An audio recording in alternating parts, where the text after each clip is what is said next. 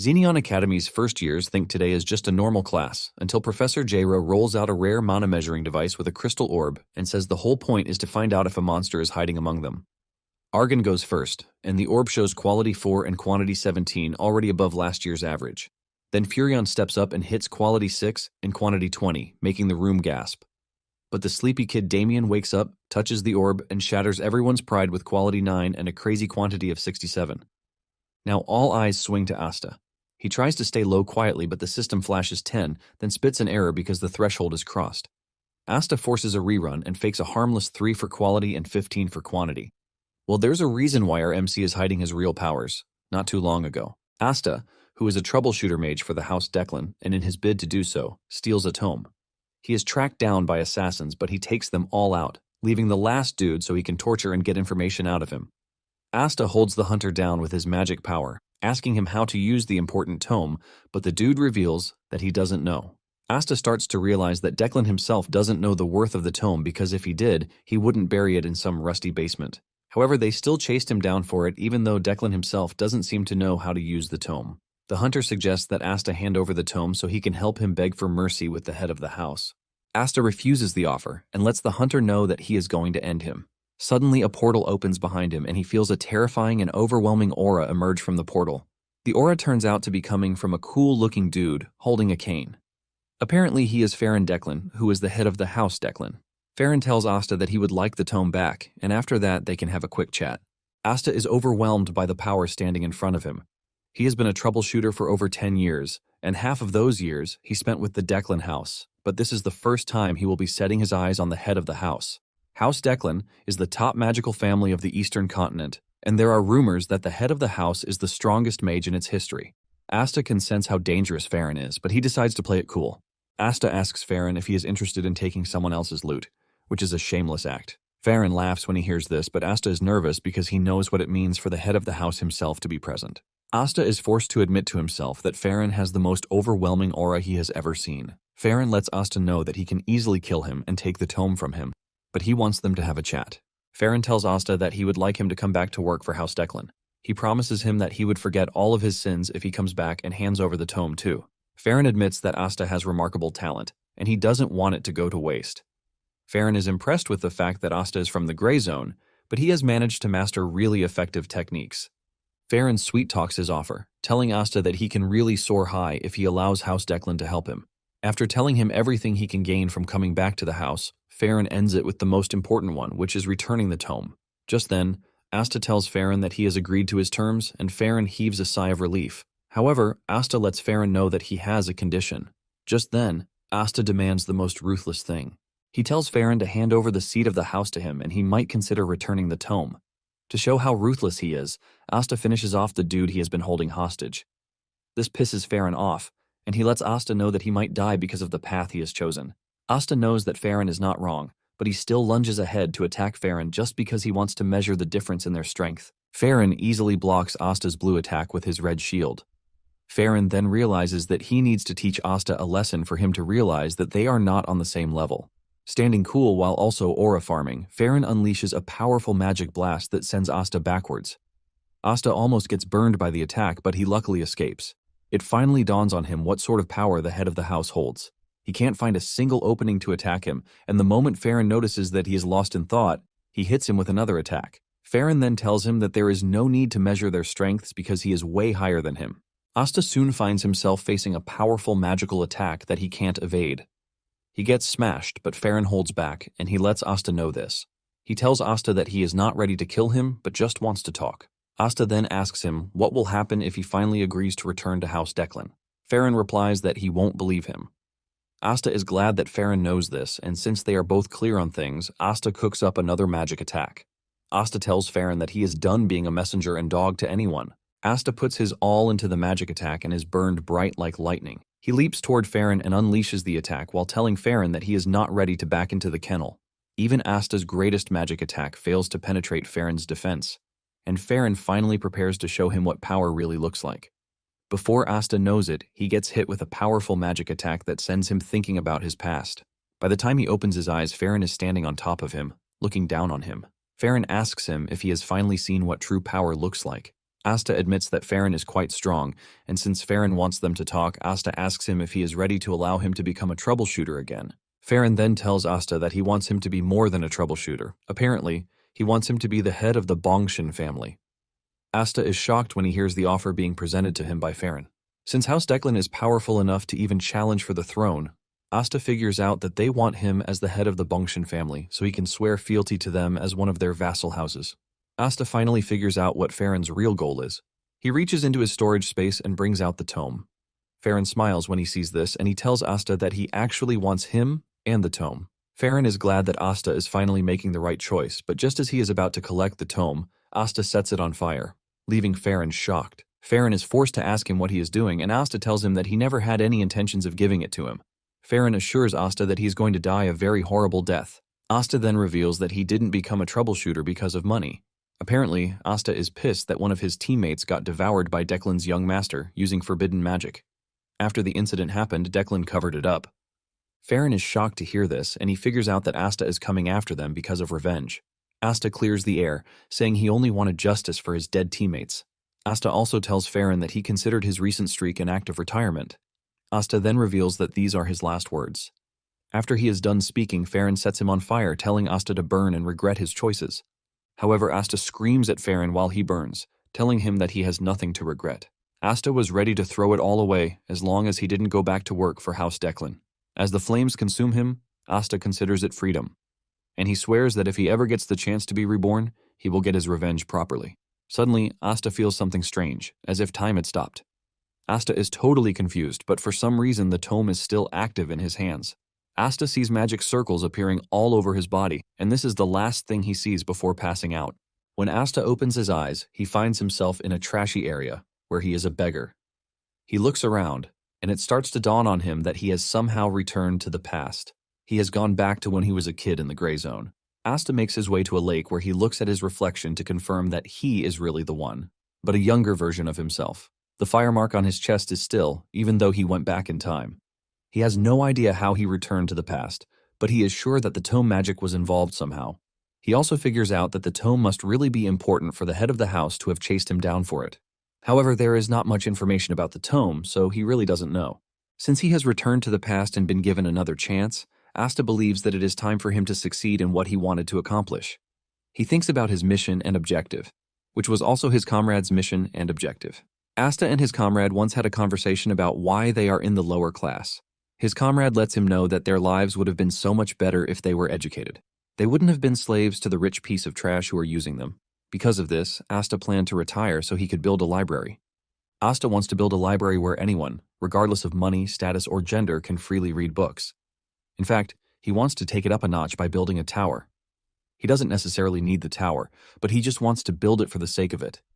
In addition, he plans to put the secret technique of the Declan house on the first page of his book, giving even the poorest from the gray zones access to the secret. He is already imagining how dreadful it is going to be. But the only thing left is how he is going to get the manual. He is enjoying his evil plan when a kick suddenly lands on his cheek. He turns around to see an angry dude asking him where he has been. He continues kicking Asta, telling him that he was keeping his seat for him, but he was nowhere to be found. Asta finds it hard to remember the douchebag who has turned him into a punching bag.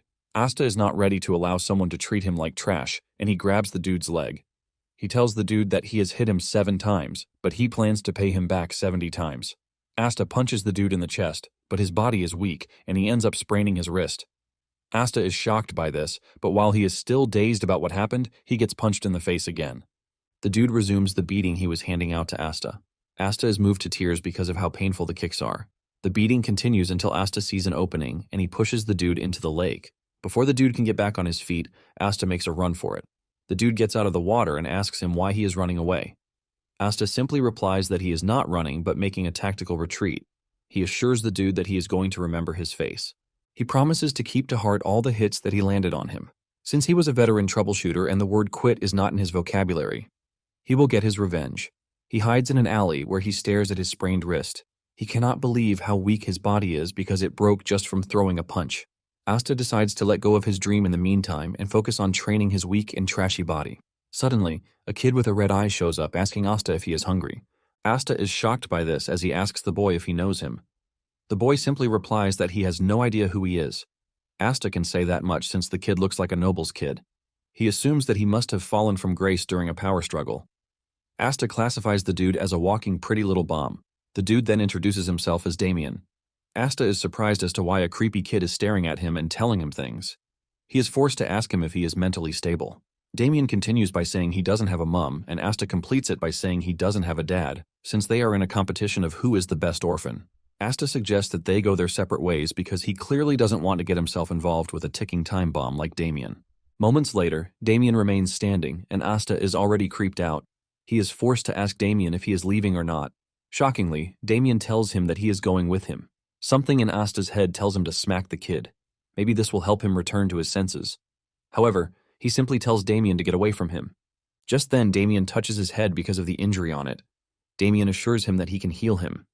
With a creepy smile on his face, he casts a glowing magic circle that starts to emit healing particles. Asta initially thinks it is a magic touch, but he soon figures out that he is wrong. What he is looking at is not magic touch, but the light of healing. It is a secret technique of House Blandor. Apparently, House Blandor fell because of House Declan. Asta cannot believe that he has just gotten himself involved with something quite dangerous. Asta starts to wonder why a Blandor kid is inside the gray zone. He figures out that at the current time, the Blandor family should still be strong. While lost in his thoughts, Asta calls Damien by his name and he excitedly answers, revealing his other eye, which is green in color. Basically, he has two different eye colors. Seeing the kid's eyes, Asta remembers something very important that he had forgotten. The kid with odd eyes was the one who later grew up as the monster of Blandor. He was the mad butcher who won't even die when you try to kill him. After Damien is done healing Asta, he crouches to the ground to count ants like a regular kid, leaving Asta totally confused. Before the regression, when he was still a troubleshooter, he and his comrades got orders from the Declan family to head to the Blandor family. Apparently, the Blandor family needed help because there was a monster at their estate. When Asta and his comrades were heading there, they believed the monster would be an ogre or something close to that. However, they arrived at the estate to find a gruesome scene. It was Damien tearing people apart like it was nothing. Damien was casting healing magic endlessly, laughing as he fought like a madman. This was where he got the name, the Monster of Blandor, the Butcher, who will not die even when you try to kill him. Asta decides to forget about what he remembered and focus on the present. He wonders why a direct descendant of the Blandor family is right in front of him. He is basically the only heir to the house, which makes it weird that he is in the gray zone. Just then, Damien brings up a weird suggestion. He tells Asta that they should eat. Damien says his mother told him that he needs to eat to stay healthy, and he attributes Asta's weakness to the fact that he is not eating. Asta has no choice but to admit that the kid is actually right about what he said. Asta then asks him if he has any money with him. Damien says yes, and he brings out a pouch full of gold coins. Asta's face lights up in excitement when he sees this, and he immediately declares that he and Damien are friends. Damien is shocked by the sudden friendship, but Asta manages to play his way around the kid. He then tells him that friends usually share what they have. Damien falls for his tricks and agrees with him. Asta suggests that they get something to eat, and Damien agrees. After they are done eating, they retire to a shelter. Asta's belly is filled with food, which has never happened before. Damien reveals his surprise that there is a house above where they eat. He had been sleeping outside, and he suddenly mentioned that he didn't have a dad either. Asta corrects him, telling him that he has a dad, but Damien refuses to agree. Asta then asks Damien if he has a mom, but Damien says he doesn't. Basically, he believes that none of them exists since they are not anywhere near him. Asta finally understands the situation, and he tries to get a grip on it. Asta asks Damien how long he has been alone. Damien then reveals that after he ran away from his family, he has slept 10 times. Asta wonders if Damien is being chased. Since he claims that he has slept 10 times, Asta believes that he has been away for 10 days. Just then, Damien mentions that he took naps too. Sometimes he takes naps twice a day. However, the total of the naps he has taken is 10. With this in mind, Asta comes to the conclusion that he has been away from his family for at least 3 to 4 days. Damien acts like a regular kid, and Asta figures out that madmen were innocent at some point. Since Damien is all by himself, Asta decides to act as his nanny and probably form a connection with the Blandor family. He knows this will definitely help him when he wants to face off against the Declan family later in the future. However, Asta is still stuck on the dude who hit him 57 times. Before he lies down to sleep, Asta tells Damien not to disturb him because he has something he needs to do. Damien immediately figures out that Asta wants to practice his breathing. Apparently, in Asta's past life, he laid his magic foundation on something basic, which was why he decided to sneak into noble houses to steal spells. He nearly died in these instances, but he was able to acquire several spells like the hardened body spells used by knights. He also got his hands on several others, but it was when he was about to be killed that he finally encountered true power. However, this time around, he aims to be stronger. The spell he wants to learn is Declan's foundational art, the Heavenly Origin Technique. This is a foundation-based art that allows for the accommodation of all attributes of mana. He once memorized it because of research, but he is glad that he can finally use it. It is called the breathing technique, and the moment he activates it, he feels a strong wave of power surging through him as if he is being burned by lava. Even though the pain is much, Asta is determined to endure it. He suddenly sees impurities being burned out of his body. It turns out that the technique is exclusive to high-level nobles, and it forces mana through to burn away the impurities in the circuits. Asta immerses himself in the process, and he soon finds himself submerged in a mana pool. When he finally wakes up from the painful process, Damien has gone to sleep. He is shocked to see that there are no impurities left in his circuit. In addition to this, his mana has been completely purified, greater than that of his past life. However, he knows that even with this, it still remains an impossibility for him to defeat Declan. Nonetheless, his chances have increased. Asta motivates himself with the fact that he is a troubleshooter who never gives up. Later on, Asta helps Damien change his hair color to brown, and he also changes his clothes to help keep his identity. To top it all off, he gives him a cap to wear. Damien then asks Asta what their next plan is, and Asta replies that they are stepping out to cause chaos. Momentarily, Asta finds the dude who hit him 57 times. The moment the dude spots him, he asks him where he has been, but before he can even get the chance to talk more trash to Asta, he gets punched in the guts. The punch sends a wave of agony through his entire body system, causing him to immediately pass out. Asta is proud of himself that he managed to get the right place. However, Asta is not done with him yet because he plans to hit him 123 times. The rest of the house soon found out about the commotion, and they stepped out to see that their youngest was the cause of the entire thing. Deep down, Asta is already imagining the wild things he wants to do to them. Asta lets off his anger, and he starts beating up the dudes. He pours mana into his fist to make his punches much more painful. Damien stands behind to watch Asta unleash his fury, and he is enjoying every bit of it. Damien makes things worse for the bunch as he starts to heal them so that they can receive more punishment from Asta. The first person he heals is the dude Asta has a beef with. The dude thinks Damien is doing him a favor until Asta grabs him, reminding him of the number of hits he plans to deal to him. After he is tired of beating them with his fists, Asta resorts to the use of canes.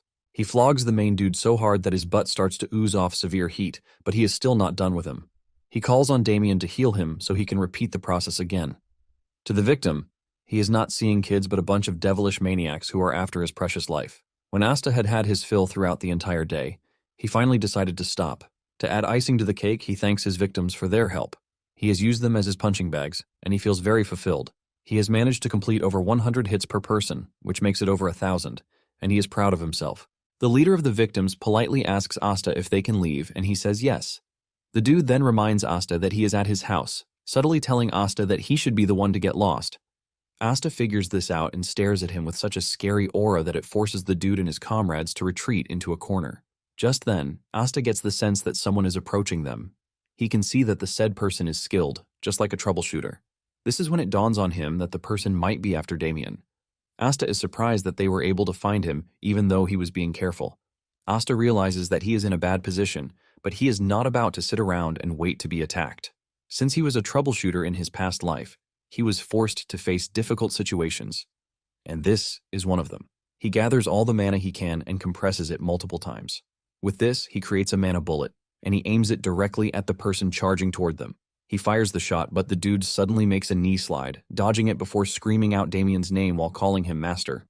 The dude slides over to Damien, and it turns out that Damien knows who he is. Apparently, he is a butler to the family, and his name is Alfredo. He holds Damien tight, but the kid tells him to leave him alone. Alfredo refuses, saying he has to return Damien to the family. Asta just stands behind them, watching the weird scene unfold in front of him. He finally realizes that Damien ran away from his family. After they are done with introductions, Alfredo offers Asta the chance to follow them back to the estate since Damien seems to have grown fond of him. Asta takes a minute to think about the offer. All he knows is that the house is a prestigious family, but he can't truly figure out their true intentions. Nonetheless, he had intentions of forming a connection before, and since the family's territory is on the way to the city, he finds it very convenient. The Zenyon Academy is also close to the area, and since the Academy's library is top-notch, Asta plans to check it out in preparation to build his own library. After thinking it through, Asta accepts the offer. Momentarily, they arrive at the family's estate. Asta steps out of the carriage with the realization that it is his first official visit to the estate. Since it is late already, Alfredo suggests that they get some rest. He tells the maid, Lancy, to take care of the kids. Lancy stares at Damien with very cold eyes, and Damien already figures out that he is done for. Later that night, Alfredo heads to the chambers of the matron, Gamo. Alfredo tells the woman that Damien was in the gray zone and that he just brought him back. Gamo is an impulsive woman, and she unleashes an attack spell out of rage before learning that her son is perfectly fine. She heaves a sigh of relief, and Alfredo does the same. He obviously knew that it would have been a death sentence for anyone to have hurt Damien.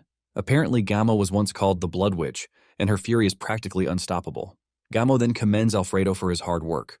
Before Alfredo leaves, he tells Gamo that there is one more thing. Alfredo tells Gamo that Damien's new friend Asta noticed his presence before he even showed himself. In reaction to this, he had already prepared a counterattack. Alfredo reveals that Asta was wielding a mana bullet when they faced off. Gamo is impressed when she hears this, and she admits that it's an incredible talent for someone from the gray zone to have. Because of this, Alfredo tells the matron that he has a favor to ask her. The next day, Asta wakes up to a request from Alfredo, telling him to become his successor. Asta is shocked when he hears this, and Alfredo is relieved that the dude was taken by surprise. He is confident that Asta will jump at the offer because it is a rare opportunity, but Alfredo is stunned when Asta subtly refuses the offer. Alfredo believes that he has gone deaf and he is not hearing correctly. Even Damien is shocked to see that Asta rejected the offer. Asta admits that the offer is a big one, but he lets Alfredo know that he prefers the way things are. Alfredo immediately figures out that Asta was born in the gray zone, and he learned magic through natural talent, which is why he is so full of himself. Alfredo then tries to crush Asta's confidence by trying to tell him that the world is very vast and he knows nothing of the dangers that are in the world. Alfredo compares Asta to a goblin in a large canyon, but Asta corrects him, saying he feels more like a wyvern.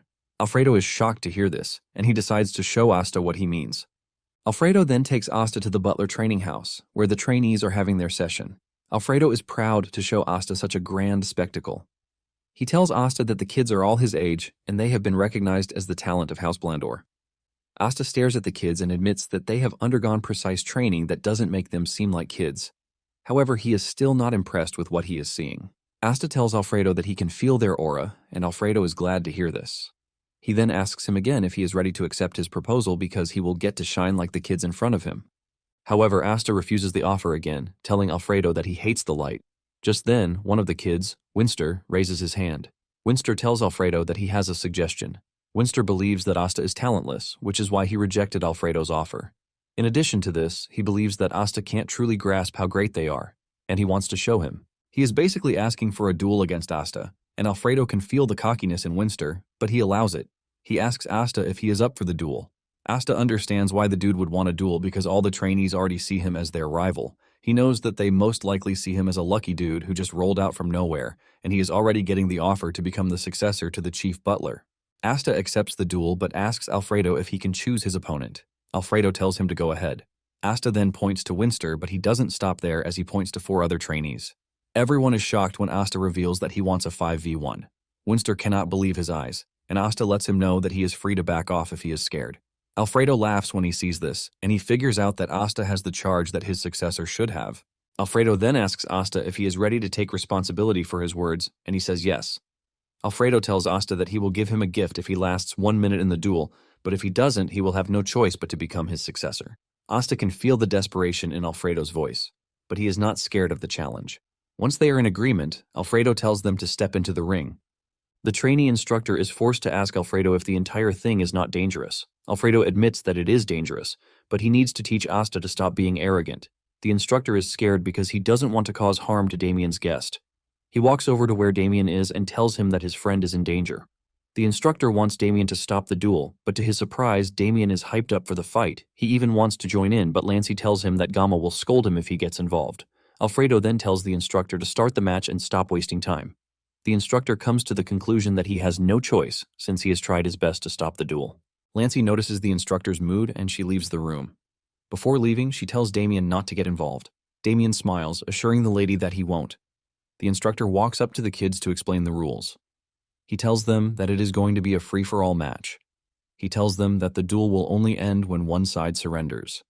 However, he lets them know that he can stop the duel anytime he wants. Winster stares at Asta with so much dislike as he prepares to crush him and expose him as a fraud.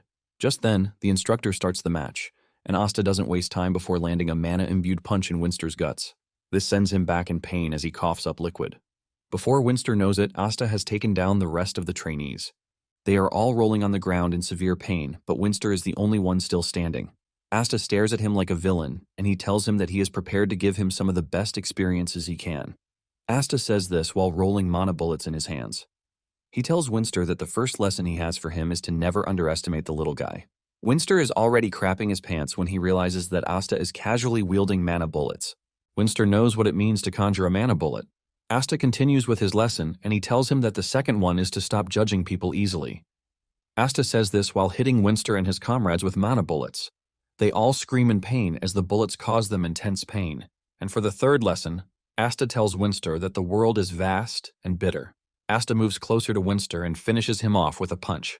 Asta smiles at the trainees while telling them that he is personally going to teach them the lessons he just mentioned. Winster screams in pain, calling Asta a lunatic. He tells him that he is not using magic against them, but Asta argues that it is magic. Asta continues his lesson by kicking Winster in the head, while telling him that he is using physical magic. Everyone in the room is stunned as Asta beats up the trainees like they are nothing. He drags them around like they are his personal puppets. Alfredo is left speechless by the magic bullet he just witnessed from Asta. He wonders just how many times the magic was compressed. Because of how powerful the bullets are, Alfredo figures out that they were compressed at least 4 or 5 times. This is when it dawns on him that if he had been hit by the mana bullets back then, it might have caused him serious damage. He figures out that Asta has complete control over his innate mana, and in addition to this, he is pretty good at beating people up. At the back, Damien is busy healing them up so that Asta can have more fun dealing with them. Suddenly, Lancy enters the room with Gamo. She immediately summons Alfredo, and when the instructor realizes that the matron is present, he heaves a sigh of relief that they are finally saved. Gamo asks Alfredo what is going on, and he confesses that he was simply running a test. Gamo cannot believe that Alfredo considers what she is staring at a test. Asta is basically trashing the trainees while Damien provides support from behind. Gamo then orders Alfredo to gather the trainees and tell them to withdraw. In addition, she tells Damien and Asta to head to their rooms. Just then, she walks up to the instructor and tells him that he is fired, shocking the dude. Later that night, Gamo tells Alfredo that he went too far, even though his intentions were pure. Alfredo admits his mistake and lets Gamo know that he is willing to accept his punishment. Gamo then asks Alfredo if Asta got help from Damien during the duel, and he says no. Alfredo says Asta is just so good at hitting people. Alfredo then continues by telling Gamo that Asta used the magic bullet again. However, he compressed it multiple times to increase the power. When Gamo hears this, she realizes that Asta has good control over his mana. Gamo might not have seen it, but she got there to see Asta beating up 5 trainees at once like it was nothing. Gamo also realizes that handling a magic bullet is difficult even for a high-level mage. Gamo then asks Alfredo about the successor proposal, but he lets the matron know that Asta rejected it without thinking twice. Gamo realizes that she needs to make a reevaluation of the kid. She tells Alfredo to bring Asta to her. Momentarily, Asta meets with Gamo, but Damien is also in the room munching on cookies like a regular spoiled brat. Before Gamo starts saying anything, she puts a box on the table for Asta. Asta is surprised to see this, and Gamo reminds him that Alfredo promised him a gift. Asta is even more surprised that the gift is being prepared by Gamo. She tells him to open the box, and when he does, he is shocked to see that it contains a high-grade item. Asta is surprised because even in the Blandor family, only recruits to the top 5 mage divisions receive it. Without a doubt, Asta suspects that there is something more attached to the gift. As if Gamo can read his mind, she tells him that he is free to take the gift without worry. Gamo mentions that Asta helped her son in the gray zone, and it also serves as an apology for what happened earlier in the day. Asta is not ready to fall into any trap, and he asks Gamo if he will be mandated to join Blandor if he consumes the item, but she says no. He then asks if the item contains poison, but her answer remains the same. Asta is shocked to learn that there are no conditions attached to consuming the item. Asta then thanks the lady for the gift. After this, Gamo then mentions that she has a proposal. The moment Asta hears this, he realizes that he was right. Gamo reveals her plan to arrange admission for Asta at the academy so he can attend with Damien. Asta is confused about this, and Gamo mentions that Damien was supposed to go to the academy the year before, but he refused, which is why it was postponed to the current year. However, Gamo wasn't expecting her son to run away the way he did. She can already see that Damien likes Asta, which is why she is asking him. Asta realizes that Gamo is trying her best to make sure that Damien stays at the academy because if she forces him, he will just run away again. In addition, Asta sees it as a rare opportunity for him. Since the academy will provide him with lots of connections, he doesn't think it's a bad idea. He knows it's a good idea, but at the same time, he feels like having a leash on him. He then decides to tell the lady that he will think about it. Gamo is fine with his decision, and she lets him know that she will be waiting for a reply. She then asks Asta why he rejected the offer to become Alfredo's successor. Asta senses that Alfredo is eavesdropping and decides to hurt his ego. He simply tells the lady that his knees are precious to him, basically saying he doesn't like bowing to people. This straight up hit the butler, who is hiding and hearing the conversation at the door. When Asta returns to his room, he consumes the item, and he is impressed by the changes it is making to his body. His mana has increased a whole lot just from a 10% absorption. His physique is also changing to that of a flameborn. Asta is more impressed with the fact that absorbing the item doesn't cause any impurity in his body. And about the academy, he has already thought about it, and he has an answer already. He knows that enrolling in the academy will quickly give him the chance to meet a sponsor. There are loads of advantages to joining the academy, but at the same time, he feels like he is walking into a trap. Asta then decides to go for a run. He steps outside his room, and just then, he hears someone asking him if he is Asta. Asta turns around to look at the guy. He assesses his appearance, which features platinum blonde hair. Since Damien is the direct descendant, Asta believes that the dude is a relative. Asta decides to lie, telling the dude that he is not the Asta that he seeks. The dude is shocked to hear this since the appearance of the person standing in front of him matches what he was told. Asta backs up his lie by telling the dude that the hair on his head can change due to light, meaning there is a whole lot that might be different. The dude then assumes that he has the wrong person and turns around to leave, while apologizing for the misunderstanding. Just then, Alfredo rushes over, and he mentions Asta's name at the wrong time. He is there to talk about the whole butler thing again, but Alfredo mentioning his name has already given off his identity to the strange dude who is already leaving. The dude immediately turns around, saying he was right because Asta has an unpleasant face. Asta no longer has a way to cover up for the lie, and he admits that he is the Asta he was looking for. This pisses the dude off, but when he realizes that Alfredo is there, he decides to back off. However, he tells Asta to come to the Mage Hall later in the day so he can beat him up and teach him some manners. After the dude is gone, Alfredo asks Asta if something is wrong, but he says no. Deep down, Asta was already looking for someone to vent his anger on, and he sees the dude as the perfect test subject. Asta plans to head to the Mage's Hall later and beat him up. Asta then asks Alfredo if it is possible for him to see Gamo at that moment. Asta is then taken to Gamo's office. Gamo is shocked that Asta requested a meeting so early in the morning. She asks Asta if he has made up his mind concerning their conversation, and he says yes. Surprisingly, he lets Gamo know that he plans to enroll in the academy just like they offered. Gamo is surprised to hear this, but at the same time she is relieved. Gamo then tells Asta that they are going to prepare everything very soon. With this, Asta leaves the room and Alfredo enters. He asks Gamo about Asta and she assures him that he has accepted the offer. Alfredo is glad to hear this as he celebrates the win. Apparently they plan to cover Asta's fee for the first semester. But the next semester, Asta will have difficulties paying his tuition. He believes that Asta will get more anxious because he would like to learn more. Alfredo plans to come into the equation and lend a helping hand. Gamo is forced to call Alfredo to order, telling him that he is too loud. Alfredo apologizes and heads to the kitchen since it's almost time for breakfast. After he is gone, Gamo understands why Alfredo is happy.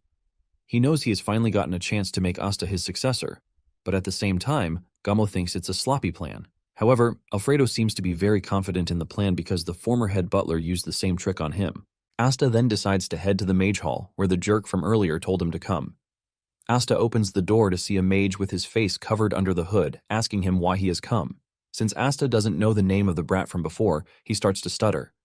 Suddenly, the mage becomes all lively, telling Asta that he has been waiting for him to come. He asks Asta to follow him, and he takes him to another room. He urges him to enter, but mind his head. Asta enters the room, and he is hit with several notes flying around. It dawns on him why the mage was telling him to mind his head. He soon comes across a dude who introduces himself as Wenji von Blondor. He asks Asta if he has come to see his little brother, but Asta is genuinely confused by the question. He wonders if the brat from earlier is his brother. Apparently there is one thing that Asta knows about mages from his past life. There is a common characteristic among the mages. They initially get hit with disheveled hair, and they eventually pull it out, which stops the hair from growing. Basically, Asta has divided it into 3 stages. The first stage is for the mages to deny that their hair is coming off and wear their robes over it. The second stage is to just give up and reveal their bald head. And then the third stage is where they just accept reality and go totally bald by shaving their heads. However, the fourth stage is where they conduct research on how to make the impossible become possible. They will always try to make magic to make their hair grow, but no one has ever succeeded with this. However, all of these characteristics don't seem to be happening to Wenji, who is comfortably standing in front of him. Before anything, Wenji apologizes for the behavior of his younger brother. Asta then asks Wenji if he is working at an academy. Wenji reveals that he is currently serving as the vice dean. He then serves Asta a drink. Asta is impressed that someone like Wenji is already a vice dean at a certain academy. He is pretty sure that Wenji is quite skilled because he can't get the position just because of his family's name. Wenji teases Asta, saying he is quite different. Wenji then reveals that he is aware of the fact that he has been encouraged to enroll in the Xinyan Academy, which is a pretty big deal. Wenji congratulates Asta and says it is a good opportunity for him to learn. Wenji mentions that he is also a graduate of the academy, and he is from the 145th class. Asta is unimpressed because he never asked the dude for the details that he is willingly handing out to him. Wenji notices this and quickly apologizes, claiming that he was just excited, which is why he is saying trash. Wenji then suggests that they get to the main point of everything, but before then, Wenji tells Asta that there is one thing he would like to confirm. Wenji asks him if he would be willing to risk his life for a friend. Asta is utterly confused by the question. Wenji reveals that the whole thing concerns the reputation of the Blondor family. He reaches into his storage space and brings out a book. Asta's face lights up in shock when he sees the book. Wenji lets him know that he will be willing to give him the tome if he can risk his life. The book is basically the secret of the Blondor family, the healing light. Meanwhile, Gamo is tending to her garden, and she thinks about Damien's move to the academy. She is glad that everything was handled without stress. She also thinks of Asta as a good friend to Damien. She knows that Asta's nature is good, even though Alfredo says he can be a bit of a jerk sometimes. Gamo is not worried about this since every kid has a shameless side. Gamo is pretty much glad that even after Asta learned of Damien's background, he didn't change towards him. Gamo knows that people like Asta are quite different, which is why she wants him by his side always. Nonetheless, Gamo knows one bitter truth. She knows that Asta is like a free bird who will not allow anyone to cage him. However, she plans to think of the many ways that she can keep Asta close. Because of her son Damien, she wants to do everything in her power to keep Asta close. Back in the Mage Hall, Asta wonders why Wenji is offering him the secret technique of the family. He tries to assess the situation to see if it is a trap. On the other hand, Wenji is also trying to read Asta's emotions, but he can't because he is not letting off any. He compares him to someone who is under a mask, who can't know his true identity. Wenji then tells Asta to think his answer through before giving it, and not to be blinded by the reward in front of him. Asta then tells Wenji that he will give him his answer. Asta basically tells Wenji that if his request is something he can do, he will do it, and if not, he doesn't have to. Wenji then tells Asta that just by hearing his proposal, his life might be at risk. In addition, if he hears the proposal and refuses, Wenji says he might just have to kill him. With no fear in his voice or expression, Asta tells Wenji that he is free to kill him since they are destined to live once. Although this is Asta's second chance at life. After hearing this, Wenji unleashes his scary aura to intimidate Asta, but he remains unshaken. When Wenji realizes that the dude doesn't scare easily, he smiles, telling Asta that he passed the test. He lets Asta know that he needs someone he can trust, but it can't be from inside his family. Wenji says a bunch of gibberish before revealing his true intentions. He lets Asta know that his situation is not a power struggle within the family. He says the family is very close, but it seems that he is under close surveillance by the Declan family. Asta is surprised to hear this, and he asks Wenji why the Declan family is surveilling him. Since Asta has already said he doesn't care if he dies, Wenji reveals his true dilemma. It turns out that he is researching the Declan family's origins magic, and he might have come across a breakthrough. Apparently, he was able to obtain the Declan family's heavenly origins magic, which is exclusive to them. Asta hears this, and he immediately becomes very concerned. He realizes that he is sitting in front of a dead man, more or less. He then asks Wenji if he is researching to destroy it. This is when Wenji reveals that he actually found a way to improve the Declan family secret art and turn it into perfection itself. Asta hears this and immediately concludes that he is sitting in front of an extremely crazy person who has no regard for his life. Wenji claims that he couldn't resist the urge to carry out the research, which is why he did. Asta sees Wenji as a complete lunatic, but at the same time, he realizes that the timing matches perfectly. In his past life, when Declan wiped out the Blandor family, Wenji was busy carrying out his research on the new 10,000 circle. This was why Declan didn't mind attacking the Blandor family just to wipe them out, because he saw the possibility of what the 10,000 circle could do. It starts to dawn on him that Declan might have adopted the power, which was why he was insanely strong. Wenji then asks Asta if he is available to help since he is willing to take his research up a notch. Asta then asks Wenji why he came to him for the mission. Wenji reveals that he wasn't able to report the research to his family since he feels like there is a mole somewhere, but he can't seem to find them. Asta then says it might be a secretary, but Wenji disagrees with him, telling him that the problem is probably related to the acquisition route. Wenji then reveals that the moment he realized that he had been found out, he took some steps. Asta then asks him why he wouldn't just side with Declan, since it seems like the better option, and they are definitely going to welcome him. Wenji lets Asta know that he has his personal reason for not going to them. Since Asta is not tied to the Blondor family, Wenji sees him as the perfect person to help him out. Wenji then reveals that it is a joint research project, but he currently can't make progress. Wenji assures Asta that he is going to reward him properly. Wenji wants him to deliver the thesis to Professor Perun of Xenion Academy. As a reward, he's going to give him the healing light spell. Asta senses an opportunity and decides to take it. He tells Wenji that he has a better deal for them. Asta says he would like to take the healing light spell as compensation, and also the 1,000 circle once Wenji has completed it.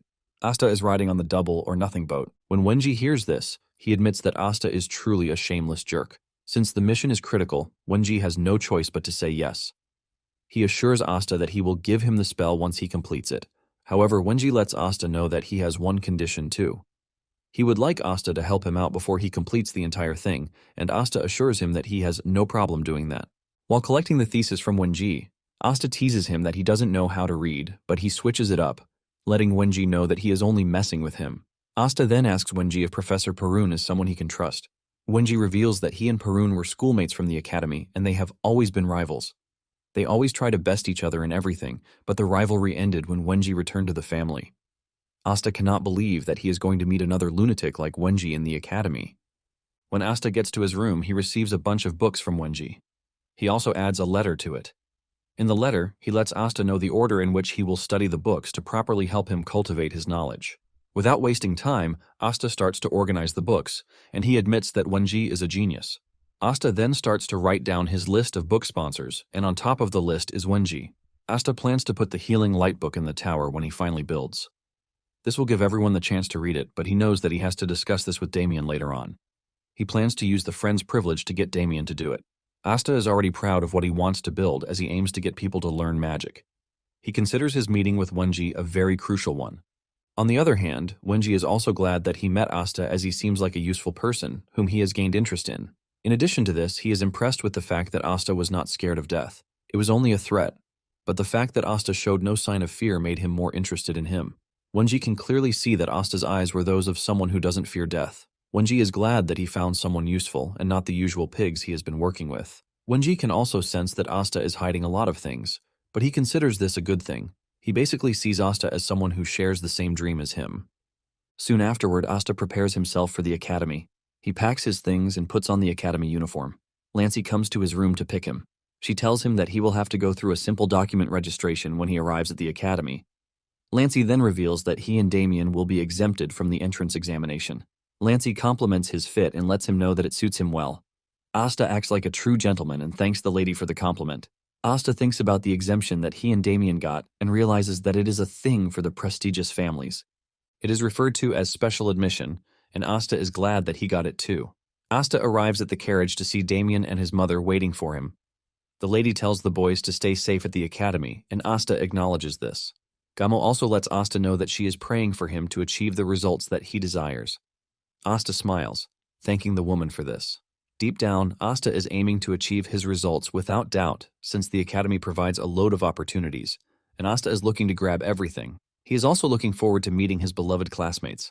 On their way to the academy, Asta checks out the light spell book that Wenji gave him. He is impressed by the interpretations of the book because he made it simple. Apparently, each noble has a way of interpreting the techniques, but compared to the other versions, Asta believes that Wenji's interpretation works with Declan's celestial principle. Momentarily, they arrive at the academy. Asta stays by the window to look at the popular Xenion Academy. Lancey then tells them that they have reached the end of the carriage service. According to the teachings of the founding principle, during admission, regardless of status, all students must walk on foot. Lancey lets them know that they have finally reached where they are going to separate, and she wishes the kids a good time at the academy. After stepping out of the carriage, Damien grabs Asta and tells him that they need to hurry to the entrance to the ceremony because Lancey told him that there might not be seats left if they get there late. Asta is shocked to hear this since the entrance ceremony is not some village theater with first-come, first-served seats. Just then, it dawned on him that it was Lancey who said it. He easily figures out that Lancey said it as a bait to make sure that Damien doesn't drag his feet. Asta then decides to play along, even if it is just for once. They soon arrive at the hall where the ceremony is taking place, and Damien is blown away by the number of people there. Even though half of the hall is empty, Damien still believes Lancey's words that they wouldn't have gotten seats if they had come late. Asta cannot believe that Damien is still dumb enough not to know that he was being tricked. Asta then brings out their seat reservations to check where they are supposed to sit. Damien points to a place in the hall and suggests that they sit there, and Asta is left confused. He can't seem to wrap his head around the fact that Damien is excited to be in the academy when he was the one running away before. Suddenly, Damien runs into another student, a tall, giant dude named Exter. The dude looks down on Damien like he is some sort of bug. Asta then helps his friend up, asking him if he is fine. Damien assures Asta that he is fine and blames the entire thing on the fact that he wasn't watching where he was going. Damien and Asta are about to leave when Exter stops them. It turns out that Damien had smeared saliva on his clothes. Asta is still trying to figure out the entire thing when Damien rushes over to the dude to help him clean the saliva while adding more saliva to it. This makes Exter even angrier, and he throws a punch at Damien's face. However, Asta manages to block the punch before it can reach Damien. Asta tells the dude to stop with his tantrum before he makes a mistake. Exter angrily asks Asta who he is, and Damien replies that Asta is his friend. Asta agrees with this, and it finally dawns on Exter why Asta helped Damien out. However, Exter tells Asta that he is about to regret his decision. Asta already knows where the entire thing is going, but he doesn't mind. He figures out that Exter is willing to settle the fight with his fists, not words. This soon catches the attention of the other students in the hall. Apparently, Exter is the direct descendant of the Dolampi family. The students who are watching are already making bets on who will win the fight. Most of them believe that Exter will come out victorious in the fight. On the other hand, another student wants them to stop the trio from fighting each other before things get really worse. He believes that they can't fight properly with the entire room crowded, but another student immediately creates a barrier around the trio so that they can fight to their heart's content. Most of the students start cheering for Exter, telling him that they are rooting for him to win. Meanwhile, there is a creepy student in the distance who is not involved in the fight, but he is smiling as if he knows what is about to happen. Once they are in the barrier, Exter introduces himself and demands that Asta do the same. Asta simply replies that he was not born of nobility like Exter. He wants Exter to think of him as a random guy who is just passing through. Exter then tells Asta that he will allow him to take the first strike since he is a mage. Asta laughs when he hears this, and he teases Exter. This is enough to force Exter to come charging at him like a maniac. Asta then reminds the dude that he is about to fight two people. Asta dodges the guy's punch before delivering a painful hit to his face to send him backward. Exter cannot believe that he just got punched by an academy student because of the weight that came with the punch. He starts to wonder if Asta is truly a magician. Suddenly, Exter realizes that Damien has cast a healing spell on him. He wonders why Damien is doing this, but doesn't know that he is about to suffer the most brutal thing in his entire life. He is lost in his thoughts when Asta reaches him and sends another punch to his gut. Before Exter knows it, several blows are landing on his body. He finally figures out what the two are doing. One of them beats him up while the other heals him. He is forced to admit that he has found himself going up against some crazy dudes. Exter suddenly realizes that he might actually be scared. However, the other students who are watching start to cheer him up. They tell him not to hold back since he is the hope of warriors. With the motivations coming in, Exter finally pulls himself together. He unleashes his fury as he calls Asta a mere magician. He angrily swings his arm, but Asta dodges the first swing. Asta commends him for trying, but Exter angrily screams at Asta not to underestimate him. Without holding back, Exter swings his right arm, catching Asta. Asta is thrown backwards while the students scream in joy because Exter is finally in the fight. However, Exter doesn't seem proud of himself. He knows that he landed the hit on Asta, but the impact feels very light. Asta manages to rotate his body acrobatically to land on his feet. Exter is stunned to see this, but he puts aside his shock and rushes toward Asta again. Asta turns around to see that Damien is still casting healing magic on Exter. With this, he knows it is going to be hard to finish him off, so he has to take him out with just a single hit. To do this, Asta taps into a technique that he and his comrades developed in his past life. From the collision of magical particles, Asta can extract energy. The technique uses magic, but it doesn't fall under the magic or even martial arts category. It is a purely technical application of magical properties. Once Asta is done cooking his move, he allows Exter to get very close to him before hitting him with it. This leaves a massive shockwave that almost blinds the spectators and even destroys the barrier. Everyone is left questioning what they just witnessed from Asta. Suddenly, Exter crashes to the ground and passes out. This leaves everyone in shock as they cannot believe that the mighty Exter just fell to one single punch. Asta raises his hand like a proper warrior just so he can aura farm, and the rest of the students start to cheer him on. They start to wonder if Asta is truly a magician because of the way he handled the fight. Damien is also excited that they won the fight, and Asta pats him on the head. The dude from earlier, who is watching from a distance, smiles as he stares at Asta. Just then, one of the teachers arrives on the scene to try and calm the situation. He cannot believe that the students are already fighting on their very first day at the school. He starts asking who the perpetrators are, but the students enjoyed the fight and no one is ready to snitch. On the other hand, Asta is already planning their escape from the vicinity. But Damien ruins everything with his psychopathic behavior. He screams to get the teacher's attention and tell him that he and Asta were the ones who caused trouble. Asta closes his eyes in disappointment and frustration as the teacher walks up to them. Meanwhile, the giant Exter is out cold on the floor. The two boys are then called to the teacher's office where they are scolded for fighting. However, the teacher lets it slide since Damien confessed to the fight without stress. In addition, Exter didn't suffer too much injury after examining him. After this, the two head back to the hall and are lucky that the ceremony hasn't started yet. As they walk through the hall, everyone stares at them because of their latest stunt. They can't believe that Asta was able to defeat a martial artist, even though he looks frail. While Asta is maintaining his aura, Damien is waving at the students, like he was a proper celebrity. Asta cannot believe that he has managed to draw unwanted attention to himself, and he just wishes Damien would stop waving his hands like a damn moron. After searching through the hall, they finally locate their seats. Not long after this, the headmaster, a short white-haired old man, climbs the stage to address the students. Minutes later, the headmaster is still addressing them without any sign of weakness coming from him, and this leaves Asta impressed. Damien, on the other hand, is sleeping and even drooling all over the place. Asta is forced to pull the guy up before he floods everywhere with his saliva. The headmaster is just getting into his speech when someone comes over to tell him that something important has come up and his attention is needed. He wants to ignore this, but when he hears what it is about, he has no choice but to end his speech and hand over the podium to someone else. Just then, a bright-haired lady steps up to the podium to speak, and her scream sends shivers down everyone's spine. Even Damien, who was deep asleep, woke up from the woman's thunderous voice. The lady introduces herself as Jaira, and she lets them know that she will be the one to continue from where the headmaster stopped. Jaira suggests that they begin with the freshman oath, and the first person she calls forward is the representative of the magic division, Dalia de Denai. Some students are shocked when they hear this name because they didn't expect the Denai family to take the entrance exam. Some believe that her skills are not good enough, which is why she is forced to do so, while some defend her, saying there is no way her skills are lacking because her family would not have allowed her to take the exam. Asta, on the other hand, knows who Dahlia really is. Apparently, the Denai family is the second most renowned house after the Declan family.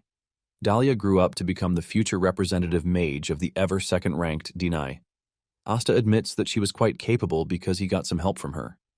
However, they really don't get along well, which is why many call them bad friends. Asta smiles after hearing this and expresses his happiness that Dahlia joined the class that very year. Once Dahlia climbs the stage, Jaira calls on the martial arts division representative, Paul. With no other name announced, Asta believes that the dude is not from a noble house. In addition to this, Asta doesn't think the extra dude comes from a prestigious family either. Once the two are done taking their oath, they start returning to their seats. Jaira then reveals that she will be introducing the professors who will be teaching the class. She urges the professors to come forward one by one. As Dahlia walks down the stairs, she looks directly at where Asta is sitting, shocking him because the girl looks like she is making eye contact with him. Suddenly, Dahlia misses her step, causing her to fall off the stairs, ultimately embarrassing herself. Just then, Professor Perun of the Basic Principles of Magology shows up on stage. Asta realizes that he is quite different from Wenji, but he decides to wait a bit longer before he makes his conclusion. After the ceremony, Jaira tells the students to follow their attendants to their assigned dormitory. Damien finally wakes up, and Asta decides to prank him, telling him that he has been expelled after they caught him sleeping. Damien hears this and screams out his lungs without any care. Asta almost regrets his decision to prank him as he heads to his dorm because he wasn't expecting Damien to scream the way he did. Asta finally makes it to his dorm room, and he is impressed by how good-looking it is. In the corner of the room are living supplies to make things easier for the students. Just as he is putting his things in order, his roommate, Paul, shows up in the room. Asta is surprised to see Paul looking so cold, as if he doesn't care about anything. Paul then opens his mouth, telling Asta that it would be good for them to live quietly because he is not in the business of making friends. Paul assures Asta that he doesn't care about what he does or his business as long as it doesn't affect him. In fact, he would prefer if they could stop speaking after the introductions, and Asta, being one who is never scared of anyone, engages in a stare-off contest with Paul. Asta remains silent, and this triggers Paul, who demands to know why Asta is not giving him an answer. Deep down, Asta is thinking about just how proficient Paul can be, because it is said he entered as the top student. Asta decides to test him, and he makes a fake charge toward him to see his reaction. Paul reaches for his sword immediately, and Asta notices that his stance is pretty good. In addition, his sword placement also shows that he knows what he is doing. Just then, Asta hears Damien's voice calling him from outside. Asta smiles like he didn't just do anything, and he tells Paul that he is free to do whatever he wants. Since they are both minding each other's business, Asta teases Paul, saying he might start singing past midnight. After riling Paul up and leaving him confused, Asta steps out of the room. Asta meets with Damien, who excitedly asks him who his roommate is. Asta replies that he doesn't know, shocking Damien. Damien decides not to push this further and suggests that they tour the academy, since there is a lot for them to see. Damien wants them to check out everything on the very first day. Apparently, the academy is vast, which is why the students are advised to get used to the layout so that they don't get lost during their stay in the academy. Even though it sounds stressful, Asta is up for it since there is something on his mind too. Asta wants to know just how many troubleshooters are in the academy. With this, the two start parading the academy. They soon find a lake, and Damien expresses his disbelief just as always. Asta figures out that Lancey was stuck with Damien because he was always acting like a freaking baby. Tired of hearing him complain, Asta tells Damien to tell his family to make him a lake, since their estate lacks one. Asta explains that all it takes is digging the ground and pouring in water. Damien is intrigued by the idea, and he excitedly reveals that he would tell his family to make the lake even bigger than the one he is currently staring at. Thinking of what name to give the lake, he comes up with blood, sweat, and tears. They soon find a cool-looking statue, and Asta tells Damien to inform his family to make one for him too. Asta continues filling his head with several ideas, and he even suggests that they make it in the form of a dragon because the scales will be gorgeous. Back home, Lancey is getting some really weird vibes, leaving her to wonder what might be wrong.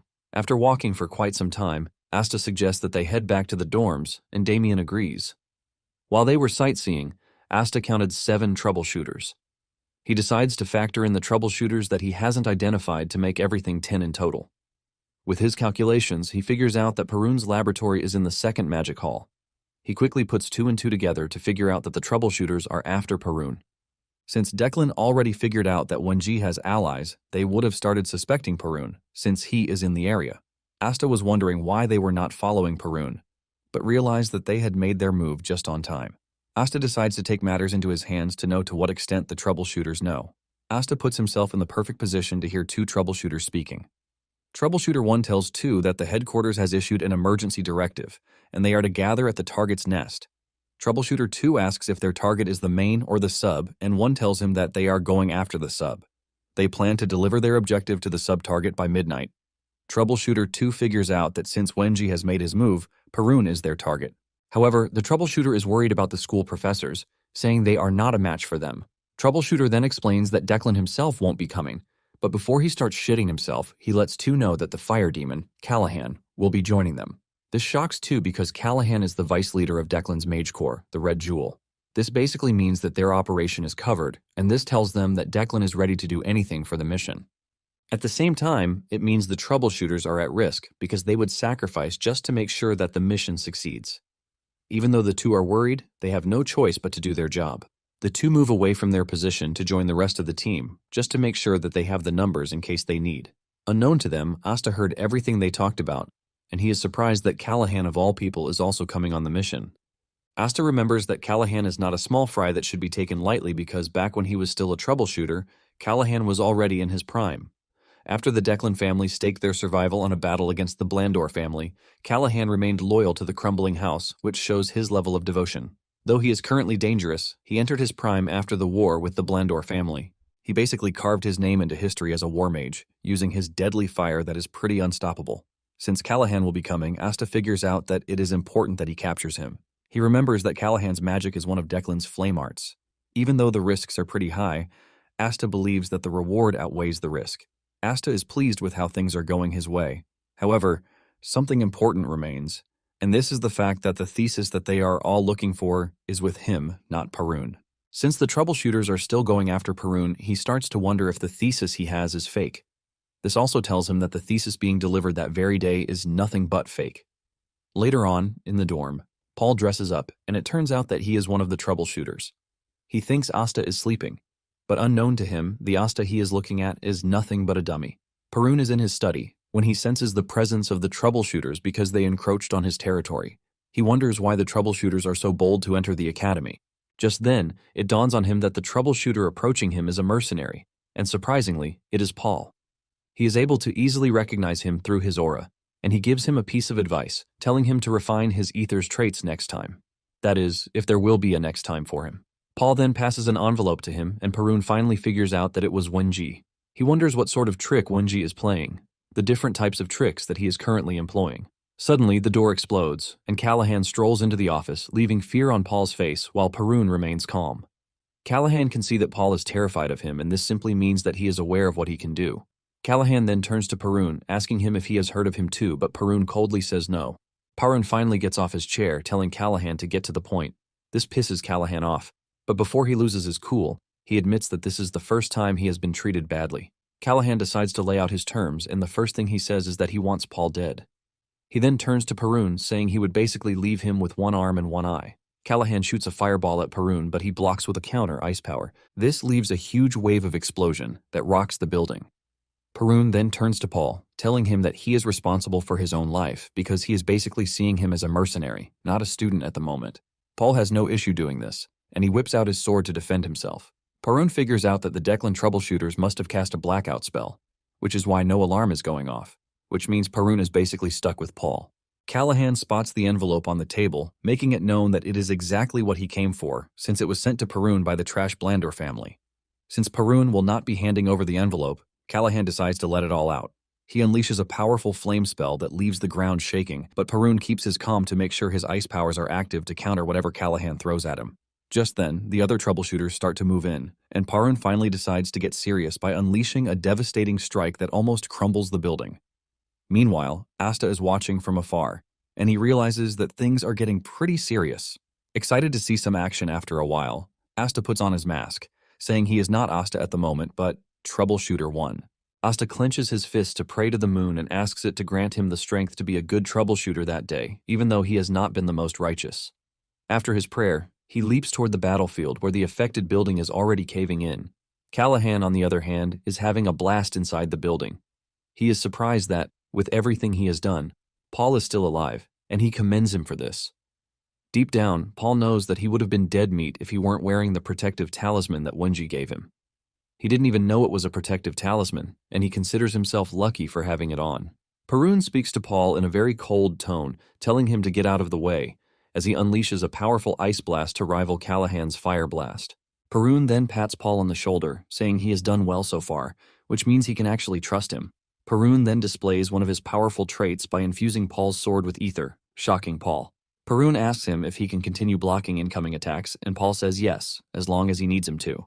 Paul figures out that they are already past the point of retreat, and if he can't hold out, he is dead for sure. Callahan is impressed by their sudden pairing because a mage and a guard are just what he needed to fight. Callahan then unleashes another fireball, and this time around, Paul's sword fails him. He gets smashed into the wall, and Perun figures out that with Paul out of the picture, he has no choice but to get really serious. Apparently, when the amount of mana present in nature is limited, and two authoritative beings issue orders at the same time, a struggle for control begins between the said entities. Perun wants to see just how much damage Callahan can take from him. Since Perun is requesting a duel, Callahan is more than happy to indulge him. The two unleash their power to hit each other, and the building suffers the most damage. It crumbles, and Paul falls off after losing his balance. As he falls down, all he can see is two monsters going up against each other without holding anything back. Paul ends up crashing to the floor, wondering why he joined the fight in the first place when he is nowhere near their power level. Meanwhile, the troubleshooters from afar are totally blown away by the level of destruction that the two are creating. Without thinking twice, they figure out that they are going to be crushed if they try to interfere. Just when they think they are safe, Asta shows up from behind, taking them out, further causing a state of panic among them. After taking out whatever troubleshooters might get in his way, Asta heads to the fight scene. His arrival catches the attention of the two, leaving them questioning just which side he is on. With blinding speed, Asta reaches Callahan and grabs him by the neck, telling him that he has reached where he is going to die. Scared, Callahan frantically unleashes a fire blast, but this in turn makes him suffer a mana backlash. Callahan coughs up blood, and to his surprise, Asta is unhurt. In fact, he is already dashing toward him. At the same time, the troubleshooters are moving in. Callahan figures out that he has to suppress the mana backlash if he is going to have a chance.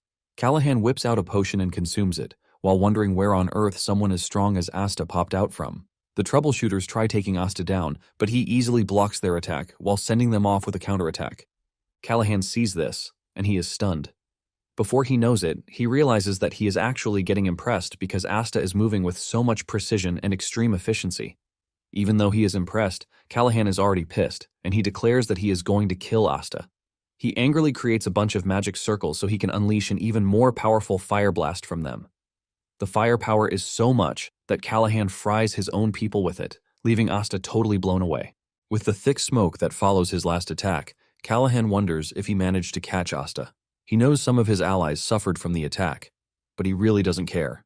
He is focused on completing the mission, not minding whoever dies in the process. After staying on his guard for a few seconds and not seeing anything, he assumes that Asta is dead. He starts smiling, believing that he went overboard without reason. He figures out that he is going to get the upper hand against Parun if he manages to join hands with the other troubleshooters. Suddenly, his blood runs cold when he hears Asta's voice in the distance, asking him if he has done his best with his last attack. Asta says he knows the kind of person Callahan is, which is why he was able to quickly figure out that he would sacrifice some of his men if it meant getting rid of him too. Standing above, Asta aims his magic circle at him, telling him that he is about to die because of his actions. Asta unleashes his mana bullet, and with no way to dodge it, Callahan watches the attack come straight at him. The mana bullet hits Callahan straight in the head, piercing his head like a large caliber bullet. After successfully taking Callahan out, Asta admits that he was quite impressive because any other mage would have died from the first surprise attack. He confesses that Callahan's attacks were as deadly as ever, but his last attack actually worked in his favor. Asta knows that he would definitely have lost if Callahan had teamed up with the troubleshooters to engage him in a war of attrition. Even though he is getting deadlier, Asta's mana reserve is pretty low, which is not impressive to say the least. Asta then walks up to Callahan's body to search it. He runs into luck and finds his grimoire, which is what he was looking for. Apparently, most battle mages don't trust anyone, which is why they carry their grimoires themselves. Even though the spatial pouch has a built-in owner recognition spell, Asta is not worried because he can figure out a way to undo the spell later. Just then, Parun shows up, and Asta tells him that he is late to the party. Parun reveals that he was taking care of the little fries that remained. Parun then asks Asta if he is one of those who are after him, but Asta urges him to use his brain because he just killed one of Declan's men and this should tell him where he stands. Upon hearing this, Parun figures out that Wenji was the one who sent Asta, and he finally lets his guard down. However, Parun is confused as to why Paul approached him. He wonders if Wenji is splitting the research into 2 papers, which is why he required 2 envoys. Asta then mentions that the one with Paul might be a fake. He believes that Wenji did it to lure Declan's men into the open, just like a fisherman reeling in fish. Asta says Wenji might be trying to tighten the security in the region, while also making sure that Declan's influence in the area is reduced to a bare minimum. Deep down, Asta believes that something is off because even though a blackout spell was used, the fight was still insane, and the Imperial Knight should have shown up. This can only mean one thing, and this is the fact that the Knights have been bribed by Declan too. Parun then asks Asta if he is the courier, and Asta answers his question by pulling out the thesis and handing it over to him. After collecting it, Parun asks Asta if he knows what is inside, and Asta replies that he is not a fool, so he knows. Parun stands cautiously, and Asta assures him that he doesn't mind fighting him, but he should think twice about his decision because his decision will determine if he lives or dies. Parun agrees that Asta makes a good point, and then he asks Asta if there is anything he wants in return. Asta is confused by this, and Parun explains that Wenji only trusts people who are like him. Since he is similar to Wenji, Parun believes that he has to earn his trust by giving him something in return. Asta thinks for a minute before telling Parun what he wants, and he says he wants a book. This sounds confusing to Parun, and Asta explains his plan to build a grand tower. Asta continues by saying he is going to place books that everyone can read inside the tower. He then tells Parun that he would like a book that is written from his perspective on arcane science. Parun is shocked to hear this, but he assures Asta that he will get down to it. After their brief conversation, Asta says it is time for him to go, but Parun asks him how they are supposed to stay in contact. Asta then brings out a communication crystal, and he hands it over to Parun. He tells him that the 2 halves are linked. Therefore, if one breaks, the other shatters too. He tells Parun to break 1 shard to call him, and then break more than 1 if there is trouble. After explaining how the crystal can be used, he vanishes into thin air. Not long after this, the Imperial Knights showed up on the scene to secure the area. They also evacuated the Academy students in case there is a follow-up attack. In the process, Asta was able to blend in with the students. He meets up with Damien, who asks him where he has been. Asta replies that he was attending to something. Meanwhile, Asta is pretty sure that with the recent event, the Declan family will pull back a bit.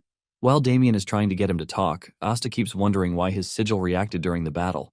He felt power resonate through the barrier when he was blocking Callahan's attack, and this is something that doesn't even react on normal days. However, Asta is thankful because it was the sigil that helped him block Callahan's counterattack. Asta tries to remember what happened, and it finally dawns on him that it is the rejection phenomenon. This is a technique that is often used by mages to prevent the caster from being harmed by their own magic. Asta is so troubled and confused that he didn't know when he spoke out. This catches Damien's attention, and he asks him what he meant by not getting it. Damien demands to know the secret that Asta is hiding. Asta ignores Damien and continues to wonder why the sigil reacted at that particular time and what could have triggered it. Nonetheless, Asta figures out that he has to conduct more research. He believes that he is going to get some clues in the academy library. Asta is minding his own business when a student suddenly calls his name from behind, introducing himself as Chenbi. Asta doesn't take the dude seriously until he mentions that Asta is a pretty good fighter. Asta is immediately caught in between killing Chenbi, given that he already knows his identity, or just letting him be. Before Asta can conclude on his decision, Chenbi mentions something that saves his life. He says the fight Asta had with the combat division during the entrance ceremony left an impression on him. Asta finally realizes that he only gained respect from the students, and here he was thinking he had left a bad mark. Asta tries to be modest, telling Chenbi that the dude he fought was lacking in ether, but things would be different if they fought again. Chenbi scratches his head nervously, but he continues following the two, saying he would like to stay with Asta. Chenbi smiles, saying he has not gotten close to anyone yet, and it is weird for him to join other groups. Even though Asta is not entirely comfortable with this, he tells Chenbi to do whatever he wants. Chenbi is glad to hear this because he was expecting Asta to push him away. Chenbi wastes no time triggering a series of conversations with Asta, giving Asta some sense of sanity because he has been dealing with lunatics since he returned in time. Basically, he had even forgotten what it feels like to be normal. To seal off normal life, Asta believes that he has to fully settle into the academy. On their first day of lecture, Damien is already complaining of how sleepy he is. Momentarily, Chenbi shows up too. Chenbi cannot believe that they are required to attend class after all the chaos that happened the day before. And Asta agrees with him, saying it is harsh. With what Asta has put together, he can see that Chenbi is not from a wealthy family, but he doesn't appear to be someone who is timid. In fact, he appears to be the cheerful type. Just then, Chenbi mentions that their M3 homeroom teacher is Professor Jaira. Asta is confused as he hasn't heard the name before, and Chenbi explains to him that Jaira is a big shot. Apparently, she once single-handedly slaughtered a horde of trolls. Just then, Jaira enters the room, and Asta immediately remembers her from the entrance ceremony. Jaira stands in front of the class and she reintroduces herself. She tells them that the chaos that happened at the school the day before has nothing to do with them, and they are all free to continue learning.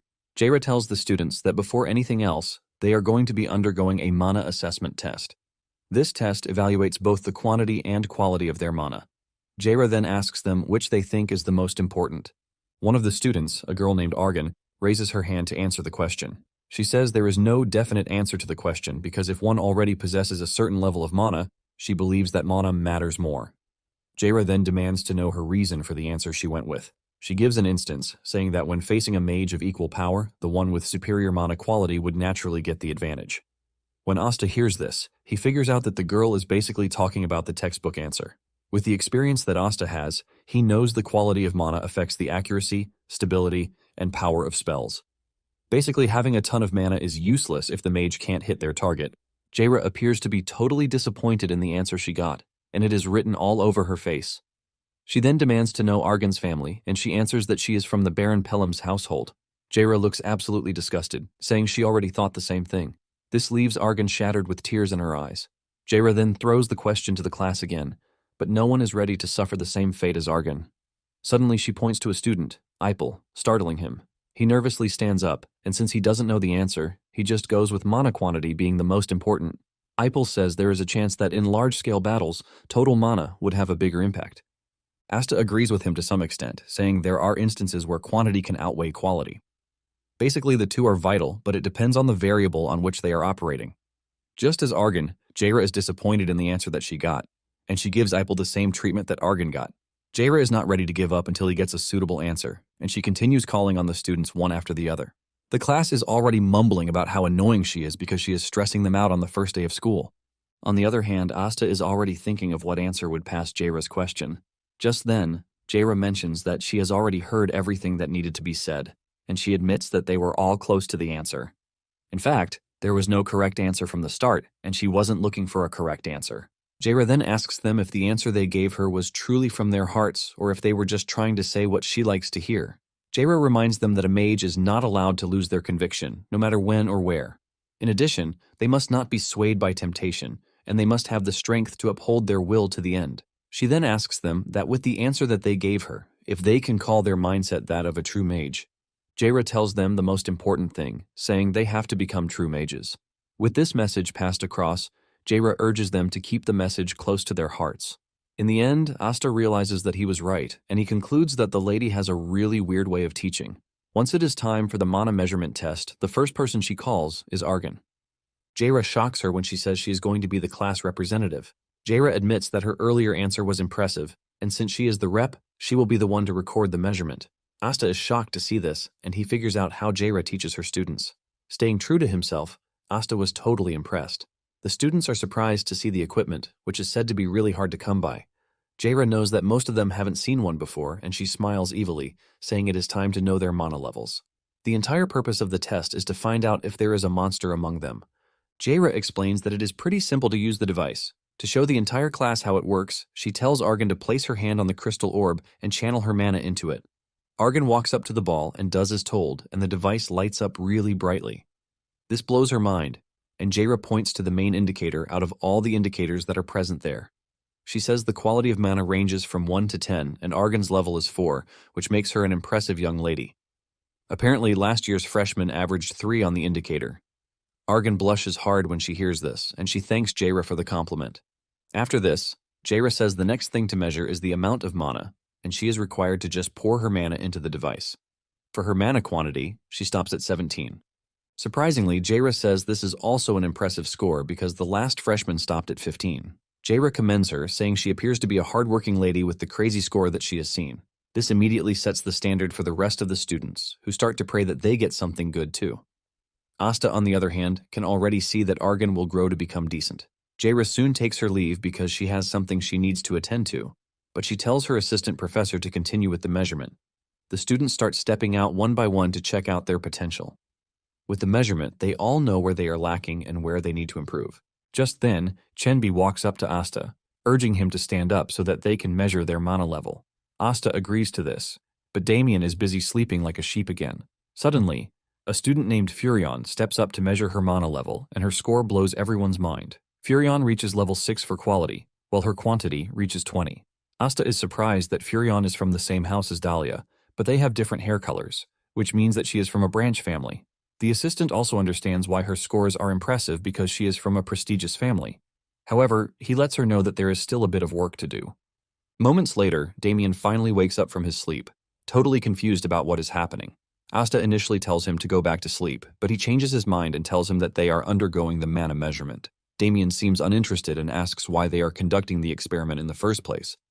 Asta says he has no idea, but since it takes nothing away from them, they might as well check. Because it is during the class session, Damien gets excited and shouts that he will try measuring his mana too.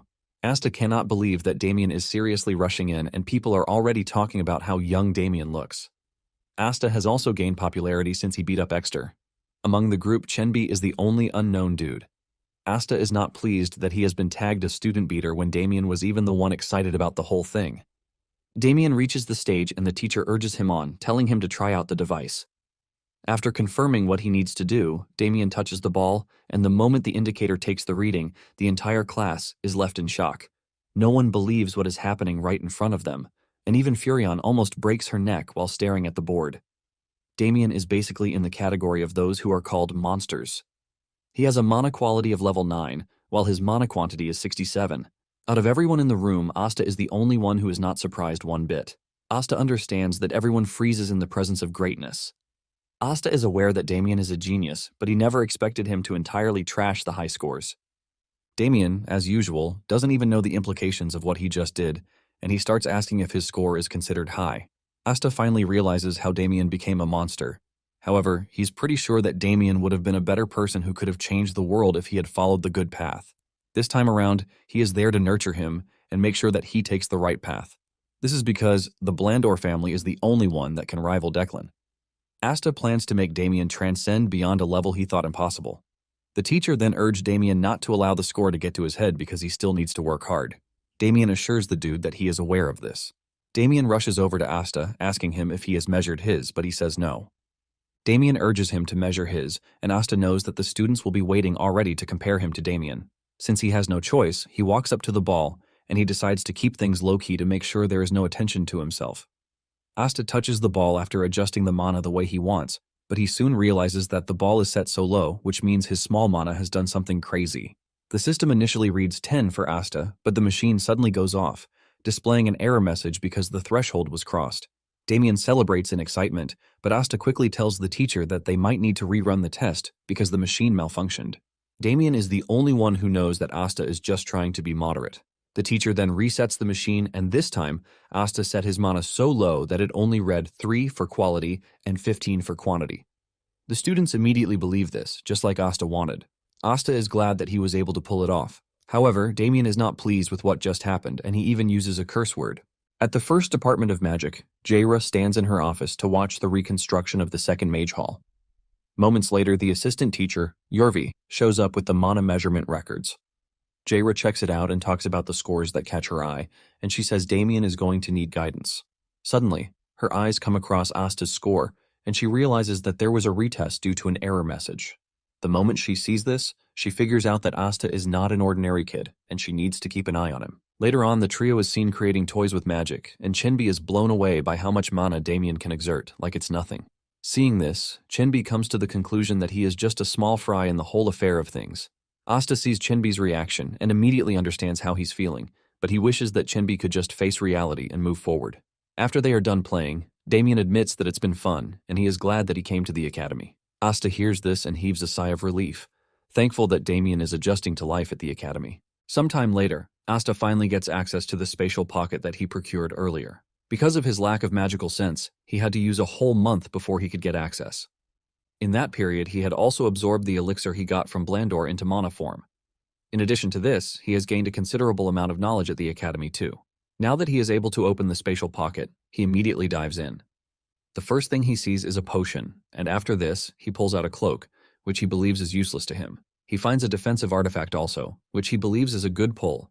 In the end, he finds one of Declan's secret grimoires, the Red Flame. This is basically a lesser secret spell derived from the Blue Flame, and it is used by Farron. Apparently, it is a powerful magic that is strong enough to burn through forces. Since he can't immediately learn it, he figures out that it is going to take him some time. Sometime later, the students gather for the midterm performance evaluation. Asta is surprised at how many people are present, and Chenbi mentions that all the first years are gathered. Chenbi then tells Asta that the rumor is that their test might revolve around the canyon breakthrough because they heard one of the staff members talking about it. Apparently, the midterm performance evaluation is split into 3 parts. There is the trial corridor, which is a maze-like sewer where one must reach the goal. The second is the canyon breakthrough, where students race to the finish line. The third and last is the simulator, where one duels against a person or a monster. Even though he knows about the 3 tests very well, Asta is not worried, since all he has to do is pass. However, he is worried about Chenbi, who is not capable like him or Damien. The students are still debating what the test will be when a thunderous voice appears on the scene, telling them to keep quiet. It turns out to be Paran, and he introduces himself to the students, telling them that he will be the one to oversee the performance evaluation. In no time, Paran lets the students know that their test is going to be the trial corridor. Chenbi almost pisses his pants when he hears this, because the little plan he has in his head is already cooked. Parun then tells the students to line up their classes while he explains the rule to them. He lets them know that the trial corridor is a maze-like sewer, and they are expected to pass through it to reach the final gate. Basically, the paths all lead to the end, no matter which one they take. Chenbi smiles when he hears this, believing that the test is going to be a piece of cake. Just then, Parun mentions that what he just mentioned is basic and would make the test meaningless. It turns out that Parun has something else cooked up, and he unveils the golems he has stored up. Chenbi freaks out when he sees the golems because he can't believe that they are now using golems in a performance test. Parun mentions that the golems might be slow and dull, but they are still tough given their current level. However, their cores are exposed, and their durability has been adjusted, so this should give the students the upper hand. Nonetheless, Parun warns them that the golems will easily catch up in a closed space. Parun can see the reaction on the students' faces, and he is disappointed. However, he is convinced that there are some students with potential among them. After taking a good look, he assesses them, and he believes that Damien is not among the top contenders because he looks really dull. Parun continues to speak his rule, and he mentions that the golems are there to be gatekeepers, which means it is left for the students to defeat them or move past them. He then reveals that each of them will be given a test bracelet that has a protective power similar to a force field. He lets them know that the moment their force field breaks, they are disqualified, and the golems will ignore them from then on. After he has laid down the rules, Parun realizes that the students are still unmotivated, and he decides to add an incentive. He tells them to impress him in whatever way they can, and he promises to give the winner a personal reward, which they will definitely adore. The moment Asta hears this, he gets fired up because he wants whatever Parun is offering. In a quick revelation, it appears that Repeater is the largest library on the eastern continent, and the library is divided into 3 tiers: upper, middle, and lower. Given Asta's status, he is only able to access the lower tier, and when he went there to look for clues, he couldn't find any trace of what he went there for in the lower tier. With this in mind, Asta figures out that he has to gain access to the middle of the upper tier if he wants to find what he is looking for.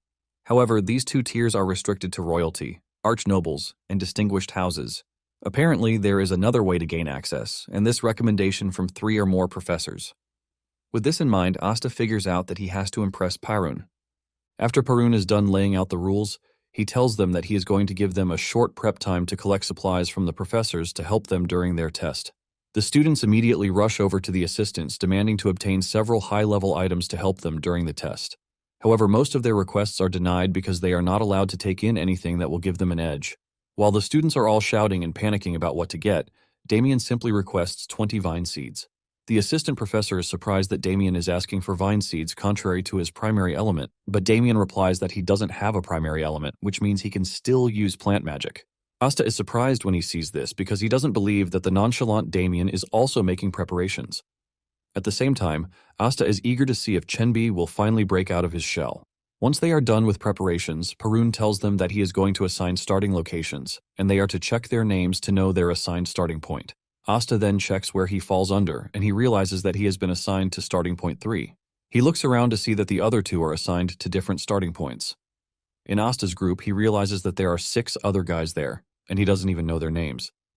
Moments later, Asta is approached by an arrogant dude who is accompanied by 2 of his lackeys. He introduces himself as D-Bay and tells Asta that he has a proposition for him, since he is not bad with the blade. Asta tells him to go ahead, and D-Bay reveals his interest in buying the bracelets of students who get eliminated. He tells Asta that he is ready to pay 30 gold coins each. He mentions that he, Asta, and his 2 friends are off the list, which means he is ready to pay 90 gold coins. When Asta hears this, he is surprised because 30 gold coins are about a peasant family's monthly income. D-Bay expects Asta to jump at the offer, since he is from a poor background. At the same time, D-Bay's goal is to protect himself, and Asta agrees with this. Even though it might look like cowardice to some, it is basically an art of making the best of what one has. And since they are rich, they might as well throw the money at their problems. Just then, Asta asks D-Bay why he calculated 90 gold. D-Bay assumes that the money is not enough for Asta, and he offers to add 5 gold coins each to make it 105 gold coins. Asta then tells D-Bay that this still doesn't add up, as he suggests that they redo the math. Since there are 3 other guys on the team with D-Bay and his lackeys, making 6. Asta then asks why D-Bay removed the price of his life from the calculations. From Asta's calculations, he tells D-Bay that the right amount should be 210 gold. The moment he says this, the trio is left in shock and total disbelief. D-Bay is pissed at the amount of confidence oozing out of Asta's body. D-Bay then decides to raise the price to 40 gold coins each, believing that 35 is not enough. Asta still uses this against him, telling him that the total of the money is now 240 gold coins. D-Bay reacts angrily at this because he doesn't believe that Asta is trying to make the best of the profit from the deal, even though it might cost him his life. Since he doesn't see a way through with Asta, D-Bay believes that it would be better if they just back off.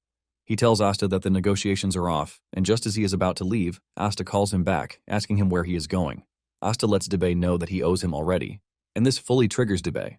He demands to know what Asta means by this. Asta then uses a simple analogy, explaining to D-Bay that there are 3 packs and 3 people loaded in a carriage. Even if the packs are removed, Asta tells D-Bay that he is supposed to pay for the people in the carriage.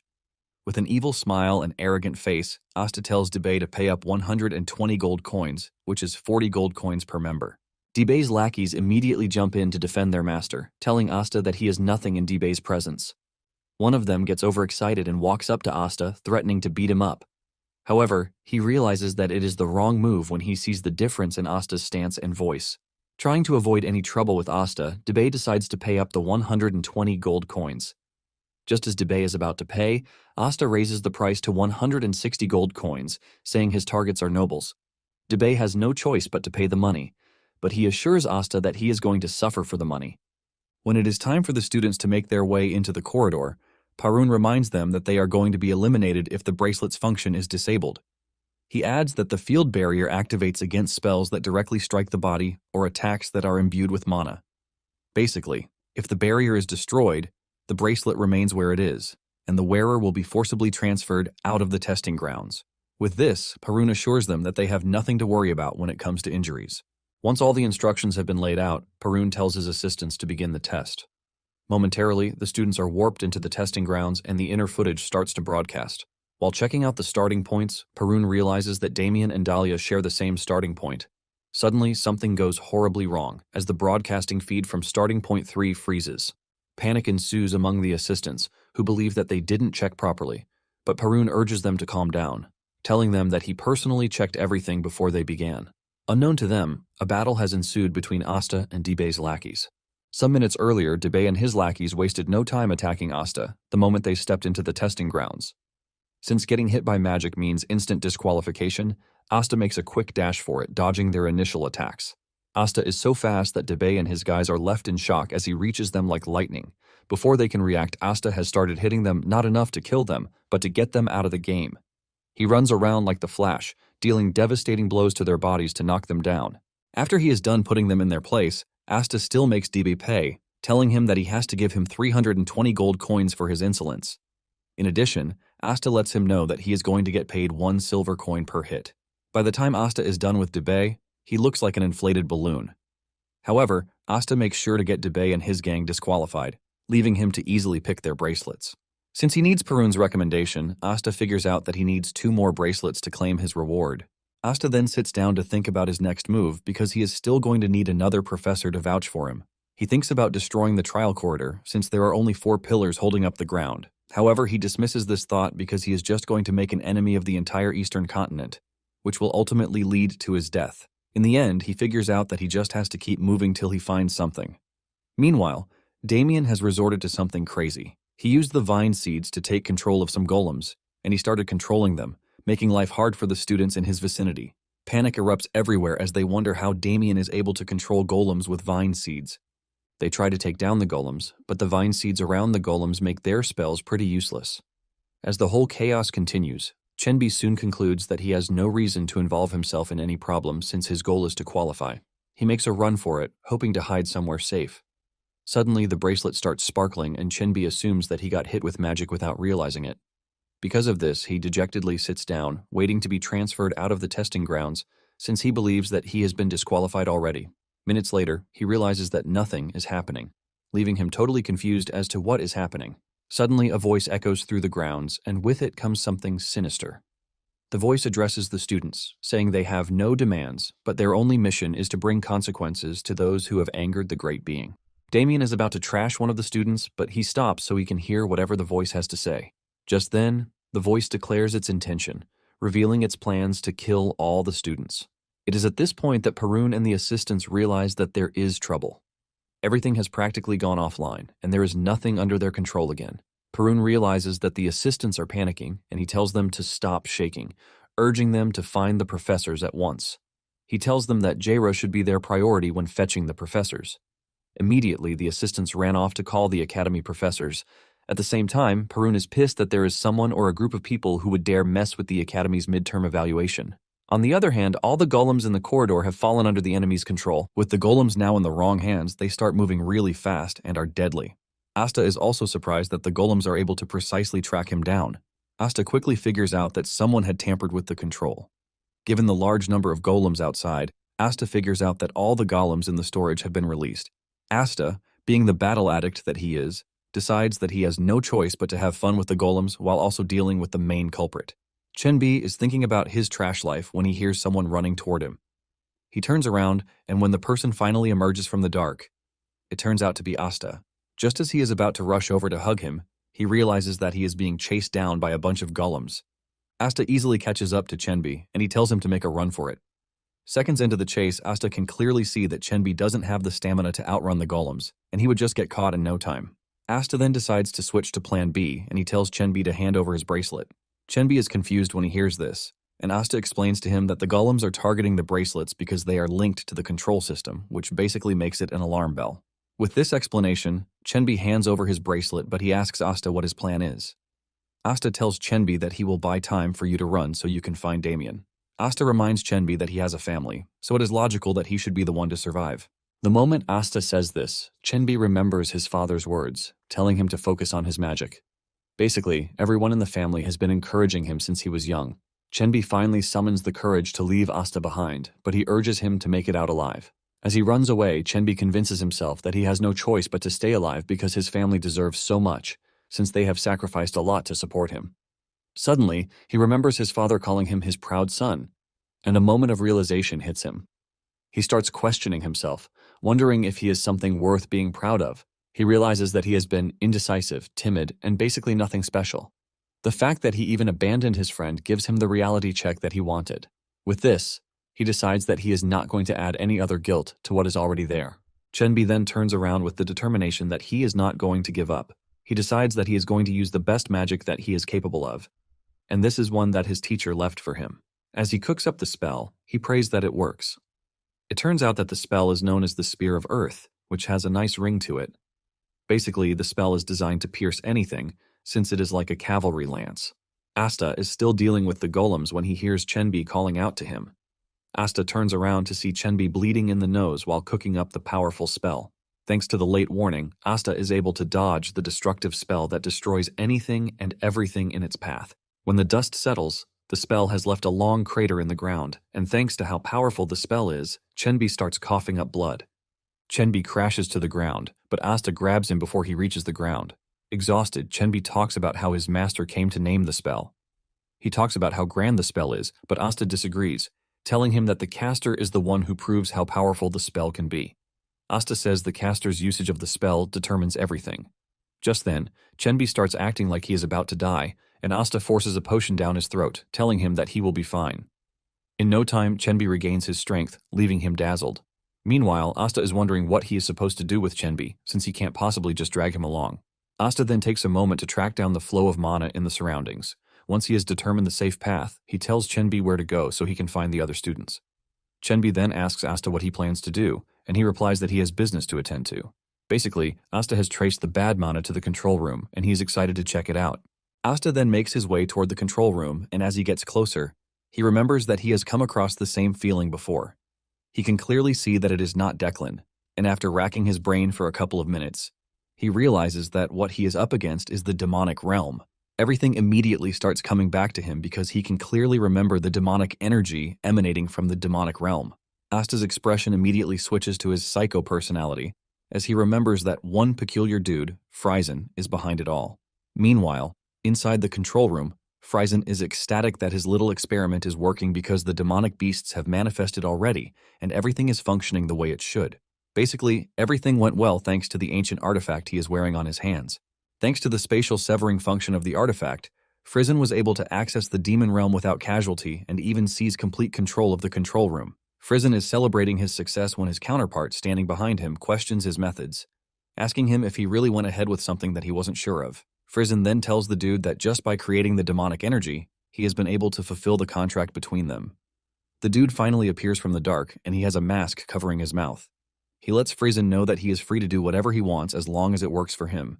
Basically, all he wants is for a certain professor to be disgraced. Friesen then bows his head to the dude, addressing him as the Great Hound of House Weimar. The Hound replies, telling Friesen not to utter his family's name with his trash mouth. Deep down, Friesen is pissed that he has to bow to someone like the Hound because his family is just a vassal family under Declan. Basically, Friesen is doing all these so that Weimar can give him a place for his experiments, and because of this, he concludes that he is going to endure whatever dishonor the Hound throws at him. In addition to this, he and his group have been able to finally form a forbidden magic sect called Salvation. Just then, the Hound asks Friesen how long he needs to take total control of the core because a student is approaching. Instead of being scared, Friesen is excited that he has finally gotten his hands on his first test subject. Apparently, he is eager to see what will happen when someone is exposed to a high concentration of demonic energy. From common knowledge, they are supposed to die, but Friesen says the ancient texts say something different. Apparently it works differently on those with mana or ether, ultimately creating a human beast. Meanwhile, Asta is stuck in the middle. He can't go back because there are golems behind him, and in front of him are demonic beasts. Since he is stuck in a dilemma, Asta decides to move forward.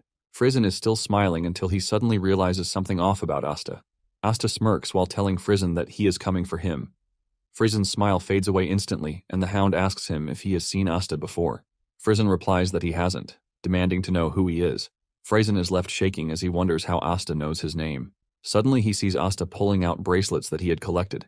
With blinding speed, Asta dashes toward the demonic beasts, and he slaps the bracelets onto their bodies. This basically pits the demonic beasts against the golems, leaving an easy path for them to destroy themselves, while Asta does nothing. Frizen holds his head in frustration as he screams out, watching his creatures tear each other apart. However, Frizen soon realizes that he has a bigger fish to deal with when he sees Asta dashing through the barrier just to reach the control room.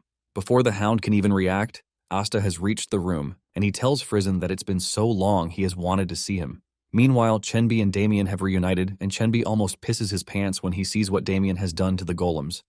There are other students with Damien too, and Dahlia asks Chenbi how he made it to them.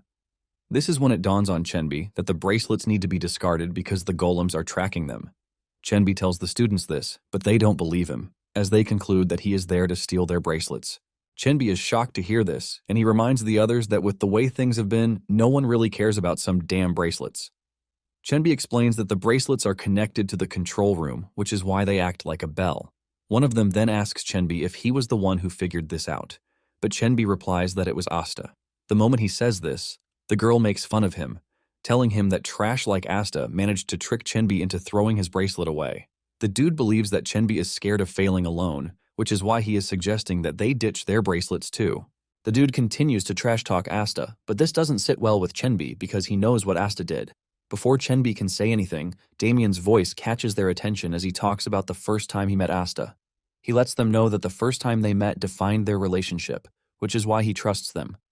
With this, Damien removes the bracelet and throws it on the floor, telling the others that they are free to take it. He then calls on Chenbi, telling him that it is time to go.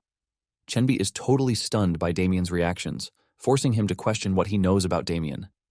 Now in the control room, Asta tells Frizen how eager he has been to kill him, but Frizen remains confused because he doesn't even know who Asta is. Frizen turns to the Hound, reminding him that he is supposed to protect him. The Hound then asks Frizen if he is really sure that he doesn't know who Asta is. Frizen confirms that he has no ties with Asta, and the Hound finally decides to step in since they are already under a contract. The Hound unveils his scary weapon, which is a chain sword, as he tells Asta that he is going to kill him without a trace. It turns out that Asta knows the Hound because of the Weimar family. Apparently, they are a prestigious family known for their piercing power like that of an archer. However, they raised one of their children separately, and this child is the Hound. The Hound is a dude who acts like a real hunting dog on the front lines of a hunt. Just then, Asta asks the Hound why he is sticking around trash like Frizen. The Hound is shocked to hear this family's name in Asta's mouth, and he asks him if he knows who they are. Asta ignores him and asks the same question again. At this point, the Hound believes that the fear of death has made Asta go crazy. The Hound demands to know what Asta wants to do with the information, but Asta continues asking the same question.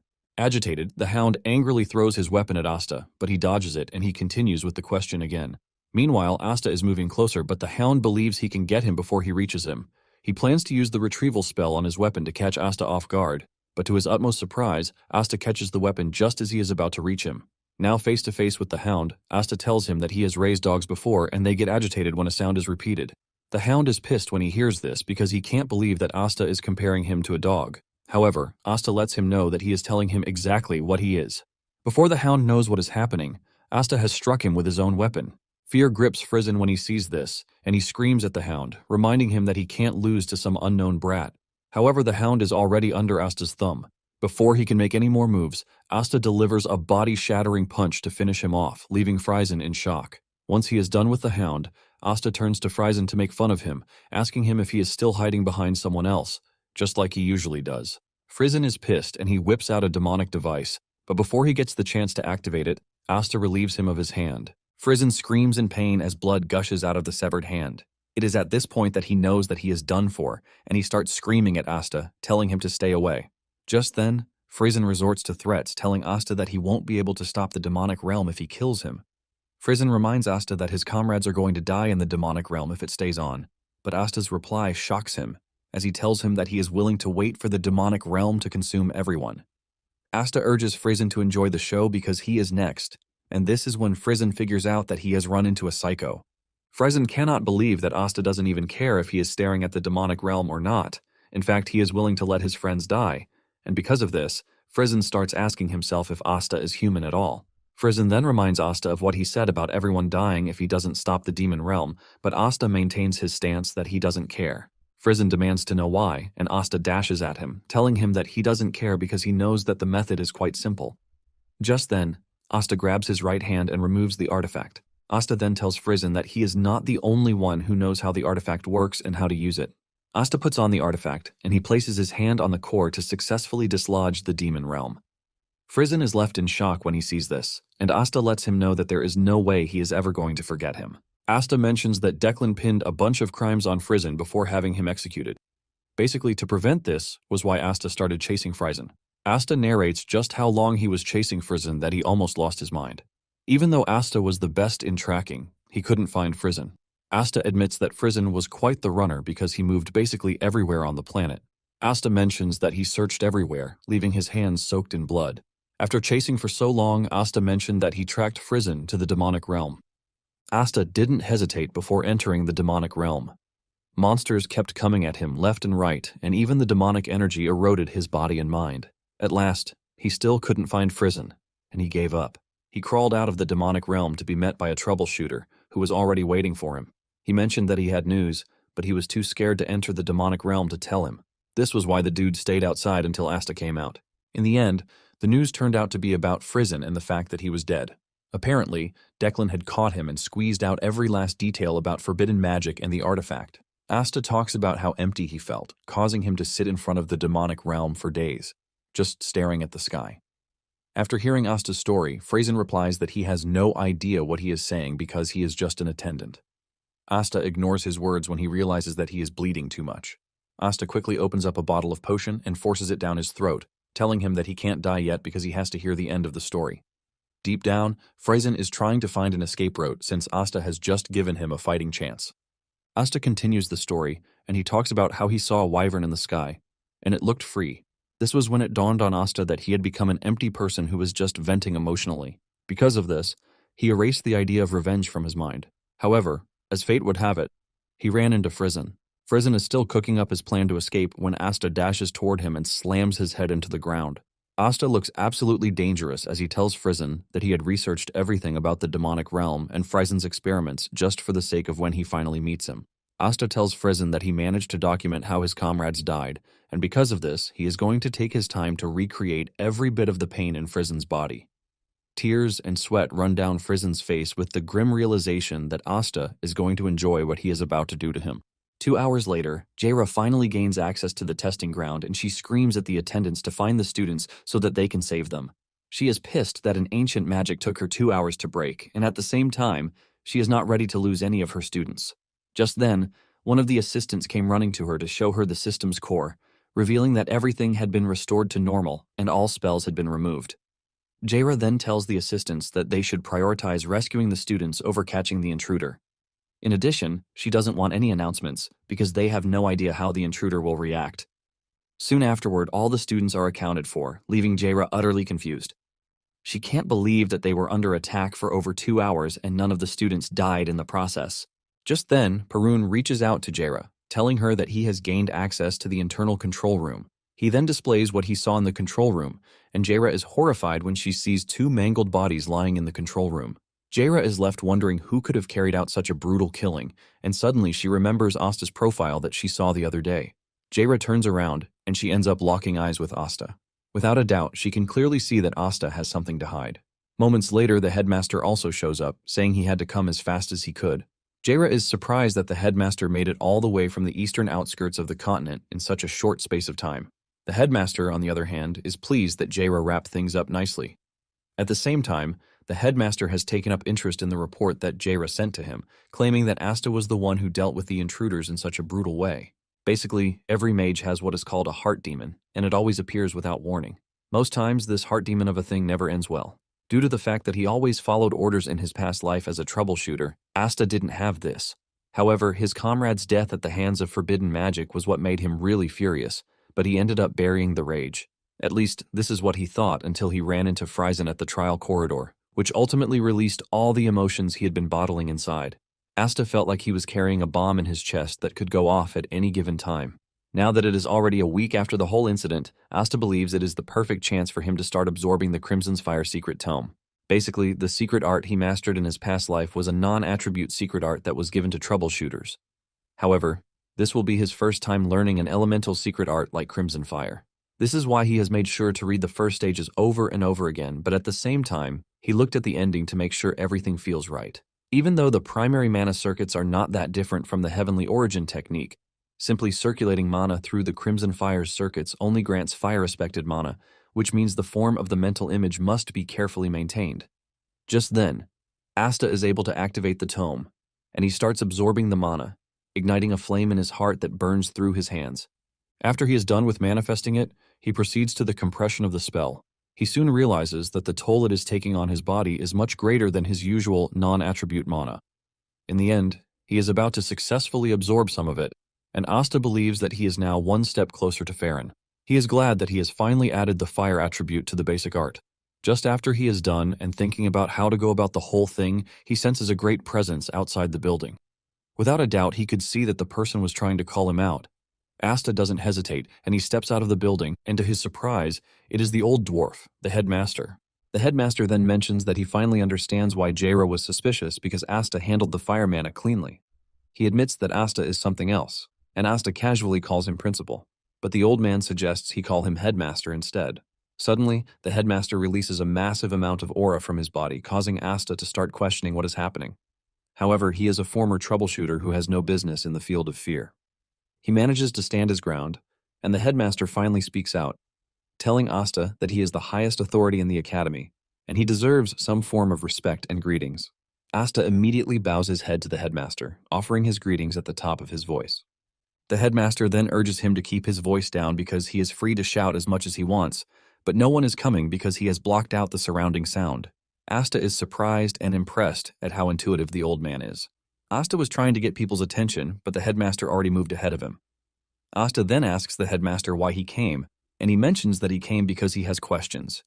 However, his replies would be the tipping point. Just then, the headmaster proceeds to sit down, but this releases so much pressure that Asta is crushed to his knees. The headmaster tells Asta that Jaira told him Asta is hiding something, and he is interested in whatever it is. Asta is totally blown away at how powerful the headmaster is, and he can't believe that he is the same man who couldn't deliver a straight speech at the Grand Hall. Asta has no choice but to admit that the headmaster is a monster on its own. However, Asta doesn't think the headmaster can be compared to Declan. With this, Asta is able to find a way through the headmaster's mana flow and cuts it off. Once he is free of the headmaster's influence, Asta lets the headmaster know that he is aware that he came because of the events that happened at the trial corridor. The headmaster is surprised that Asta is not trying to hide it, and Asta replies that it is not worth hiding. Asta would have preferred that it remain a secret, but at the same time, it is too great to hide. With this, Asta asks the headmaster if there is anything he would like to know. Asta is totally confused by how the headmaster moves because one minute he is serious, and another minute he is smiling. The headmaster then replies that he would ask questions, and Asta is free to reply to the ones he can, because this is better than beating Asta up. With the two in agreement, Asta sits down to listen to what the headmaster has to say. However, Asta uses a parable before the headmaster starts asking his question. He talks to him about a wyvern getting preyed on, ultimately getting the headmaster's attention.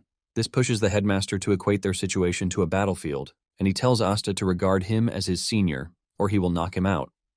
Asta obediently bows to the headmaster, calling him senior, and the headmaster compliments his obedience. Once they are on the same page, the headmaster unleashes a furious aura before asking Asta why he left the intruders in such a brutal state.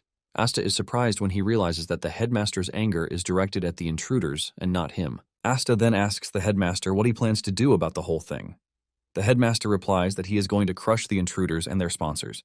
In addition, he assures Asta that the Emperor will grant his approval for the whole thing. He also plans to gather his old comrades, and when Asta hears this, he figures out that he is talking about the war mages, or knights, who once fought alongside him. With this, he is pretty sure that they are not ordinary forces. Asta then replies that everything traces back to Declan. But the headmaster sees through Asta's BS. Asta is impressed by how sharp the headmaster is because it would have been nice if he were able to pin everything on Declan.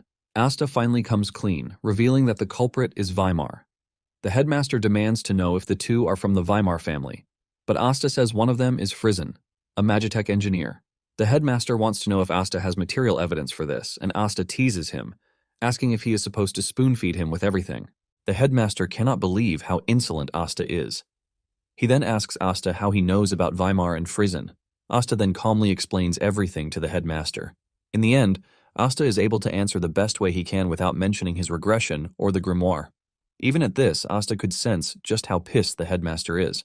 After the headmaster is done venting, he expresses his impression that Asta wants to build a tower. He then tells Asta that he would be willing to fill the entire shelves of the first floor for him. Asta is glad to hear this, and he thanks the headmaster for his cooperation. The headmaster then tells Asta that he is willing to give him the admission ticket if he carries out a favor for him. The moment Asta hears this, he realizes that he might just find himself in a bind. The headmaster can already see that Asta is worried, and he urges Asta to cheer up. He tells him that the favor can wait till later, and he jumps on the artifact that constructs the demonic realm. The headmaster says it might be dangerous, but at the same time, he believes that it is useful in the library Asta wants to build because of its spatial severance ability. Asta cannot argue about this because the artifact is pretty much useful. Since the academy professors found it hard to break through, Asta is convinced that it would be useful in defending the tower. However, he has a problem, and this is the fact that he is not very knowledgeable when it comes to Magitech. The headmaster then tells him to see Jaira about this. The headmaster assures Asta that he is going to put in a word for him because she is someone he can trust. However, he is pretty sure that Jaira will be interested in his identity, unlike him, who doesn't really care. To counter this, the headmaster comes up with a cooked-up story just in case. The next day, Asta is studying when Damien and Chenbi show up. He is shocked to see how much weight the two have gained in 1 week. Asta is surprised to see that the students have gotten closer to Chenbi and Damien. Chenbi tells Asta that everyone has been grateful to them thanks to the bracelet info he provided at the trial corridor. In fact, they were even given elixirs as gifts, and their parents helped out too. Chenbi thanks Asta for the help, but Asta replies that there is no need to thank him because Chenbi was able to convince the students on his own. Asta tells Chenbi that he was the one who created the change himself. Asta then asks Chenbi what Damien did in the trial corridor. Chenbi replies that Damien was able to bind a golem with plant-type magic and put it to work. Basically, he controlled golems, and he named them Cerberus 1 through 3. Just as Chenbi sits down to have a proper conversation with Asta, Jaira shows up, telling Asta to come see her in her office at that very moment. When Asta arrives at the office, Jaira asks him if he knows why she summoned him. Asta simply replies that he is pretty sure that she didn't call him for counseling. Jaira confirms this, saying she has heard the story. Basically, the headmaster has told her that Asta is the descendant of an old war mage. She has also heard that the one behind the incident is Weimar, and Asta affirms this, saying they are all trash, including Declan. Asta is impressed that the headmaster has already set everything up. Instead of drawing attention to Blandor under a disguised identity, the headmaster suggested that they go with a descendant of an old war mage, wandering the continent while hiding his identity. Basically, the war mage has a beef with Declan and Weimar, and Asta agrees with this because it goes with his main goal. Jaira then mentions that the whole thing has loopholes, but she is not going to probe further, since the headmaster already spoke to her about it. She assures Asta that she is going to cover everything up because she can see that Asta is not a threat to the academy. Suddenly, Asta spices the mood by staring at Jaira's bouncy melons before telling her that she is way older than him. Jaira initially gets angry, but finds a way to calm herself. She believes that Asta is just trying to compliment her, and she calmly accepts it. Jaira compliments Asta, saying it was all thanks to him that they were able to preserve the students in the corridor. Just then, Asta tells Jaira about his plan to establish a library, and he asks her if he could get her support in the form of publications. Jaira doesn't hesitate before telling Asta that she is on board with this, and Asta heaves a sigh of relief. He has basically concluded the 3 academic ties that he wanted with this. Jaira then moves to the main point of the way, which is the artifact, and she tells him that research into it could take a long time. Jaira mentions that there are risks attached to it, but she doesn't think this is a major problem because they can always just destroy it. However, she is mainly worried about the bad guys who will want to get their hands on the gauntlet. And with this, she is talking about the forbidden magic cabal, Salvatium. Asta is completely oblivious of this cabal, and Jaira explains that the cabal is a union of those who have mastered forbidden magic. Basically, they operate differently, but they have one goal, and this is to recreate the demonic realm. She is pretty sure that Frizen is connected to Salvatium, since he is the first to bring the whole thing to reality. Since Frizen is dead, Jaira warns Asta, telling him that the cabal will come after him in an attempt to recover the artifact. Jaira reveals that they are persistent enough to even rival Declan. She tells Asta that there is every possibility that he might die, even though she has no idea how strong he is. When Asta hears this, he gets even more excited instead of being scared because the thought of fighting the Salvation brings joy to him. He plans to find them and trash them in hell. Jaira is surprised to see the type of funny and dangerous expression that is on Asta's face. Just then, Asta pulls out the gauntlet and he hands it over to Jaira, telling her to conduct research on it. Jaira assures him that she will, and suddenly one of the assistants barges into the room looking all worried. He then reveals that the head of the Declan house, Farron, has just arrived at the academy, leaving a wave of shock coursing through Asta's body. The whole academy immediately goes into full panic mode, and the headmaster tells everyone to get their things right. The students are sent back to their dormitories, while security is tightened. The headmaster, Parun, and Jaira then wait to welcome Declan to the academy. This is the first time the headmaster will be seeing Declan, who became the head of the family at the age of 30 thanks to his great achievements. However, it is common knowledge that Declan's atrocities grew larger when Declan took over. Nonetheless, the headmaster doesn't want to react to Declan on the basis of this. At the same time, the headmaster is not pleased with the fact that Declan is riding into the academy. While it is customary that no matter how prestigious one is, they need to walk. Declan finally arrives at where the trio is waiting, and he asks them if it is time yet. The headmaster is confused by this, asking Declan what he meant. Declan then mentions that he heard about the attack on the trial corridor. The headmaster returns the same energy, telling Declan that he is saying what has not been confirmed. The headmaster is pissed that the Declan family is the one behind it, but Declan is acting as if he knows nothing. Just then, Declan lets off a fake smile before revealing that he came to the academy to offer his assistance.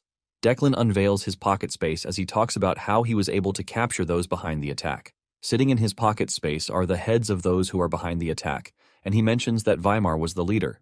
Declan mentions that he did a clean job by wiping out Weimar and his children. Meanwhile, Asta is watching everything from a rooftop, and he is not surprised that Declan killed Weimar. However, he is worried about how perfect the timing is. He remembers that the only person he mentioned Weimar and Declan to is the headmaster, and Declan just happened to show up the next day. He wonders if it is just luck or if Declan is truly meticulous. Nonetheless, Asta is relieved that he finally has the chance to get to Declan in his current life, even though he is still way above his level. Some days later, the academy returned to the usual fun life that it always has. However, Farron had done something during his last visit. He mentioned his plan to send a direct descendant of Declan's bloodline as an academy undergraduate. Basically, he is trying to play the hostage card, which is only available to prestigious houses. Just as if he and the Imperial House had planned it, the Imperial House announced the enrollment of the third princess. Nonetheless, this is going to happen later, and Asta believes that it is going to happen the following year. To lift the spirit at the school, they organized the Pistoniki Festival. This is a victory celebration for academy students who had been mobilized during the Age of War. Asta believes that the academy is treating the trial corridor as equivalent to war, which is a good way to lighten up the mood. To further make it sweeter, the academy permitted alcohol, ultimately providing freedom for everyone. Even Damien was interested in drinking alcohol with the mercenaries. Just then, an announcement comes on, telling the students that the award ceremony is about to take place. Those who are interested in attending are told to gather in front of the Sage Hall. Even though Damien is not interested, Asta makes sure to drag him along. Asta is excited to visit the award ceremony because he wants to collect the reward for what he has done. After the headmaster is done with the speech, they proceed to the award presentation. The recipients are urged to come to the stage as they call out their names. The first person on the list is Dahlia, followed by Damien, and then Evelyn. There is also Chenbi and Asta, and as the five walk to the stage, Asta is left questioning exactly what Evelyn did to be given an award. Asta is worried about Evelyn because he doesn't remember anything about her in his previous life too. Nonetheless, Asta concludes that she must have done something worth noting during the trial corridor event, which earned her the award. When it is time to give Asta his award, he is given a top-grade elixir in an expensive box, and it is presented by the headmaster himself. After the award ceremony, Asta and his friends ran around the school and had fun until later that night. The school unleashed a bright fireworks display that caught everyone's attention. Even though Asta considers it a waste of money, he plans to launch one on the day he builds his library. Asta plans to stay at the top of the tower to see the ground. Asta's plan is to hold a festival that will last a whole week, and after this, he will organize the Sage Ascension ceremony. The next morning, the headmaster delivers a message to Asta via his white owl. The headmaster tells Asta to meet him at the usual place, and Asta immediately dives out of the window toward the arranged location. The location is a deserted building that was once used by troubleshooters in the past. This basically makes it the perfect place in the academy for secret talks. Asta steps into the building, and he is surprised that the headmaster has brushed it up to make it look nice. Once they have settled in, Asta asks the old man why he called for him so early in the morning. The old man then reminds him that he owes him a favor. This is when it finally dawns on Asta that he traded a favor for the library pass. The headmaster then reveals that the favor is an easy one. Basically, the headmaster wants Asta to deliver a letter to his friend. Before taking the letter, Asta already knows it is not going to end well. Asta asks the headmaster where he is supposed to go, and he reveals that his destination is the Hammern Great Forest, where the target has hidden himself. Asta is shocked when he hears this because the Hammern Great Forest has been preserved since ancient times, and there are loads of monsters and magical materials lying around. Asta cannot believe that the headmaster is telling him to find someone in such a place. The headmaster teases him, saying it is not supposed to be difficult because there are other people living there too. He urges him to check a few base camps and he will definitely find him. Asta is worried about the dangers, and just as he is about to complain, the headmaster cuts in, saying he forgot to tell him that he had already prepared something beforehand. The headmaster places the list in front of Asta and is left dumbfounded. Everything on the list is really expensive and rare. The headmaster then asks him what he wanted to say, but Asta quickly swallows his words before telling the headmaster that he is up for the task. Basically, the reward for the mission is just too great for Asta to afford to refuse. Asta is basically blown away by the level of rewards he's been getting lately. In addition to this, he managed to get the Iracane Workshop Artifact Production Voucher, which is a production voucher from a prestigious workshop where even noble houses step back and wait till it's their turn. Thanks to all of these, Asta just can't say no to the headmaster's proposal. The headmaster then reveals that he had plans to call the target back to the academy, and with the Demon Realm and Declan's fuss, the headmaster believes it is time he finally receives help from his said comrade. However, the dude claimed he was attending to something personal, which is why the headmaster wants Asta to go over there and help the dude sort out his personal affairs.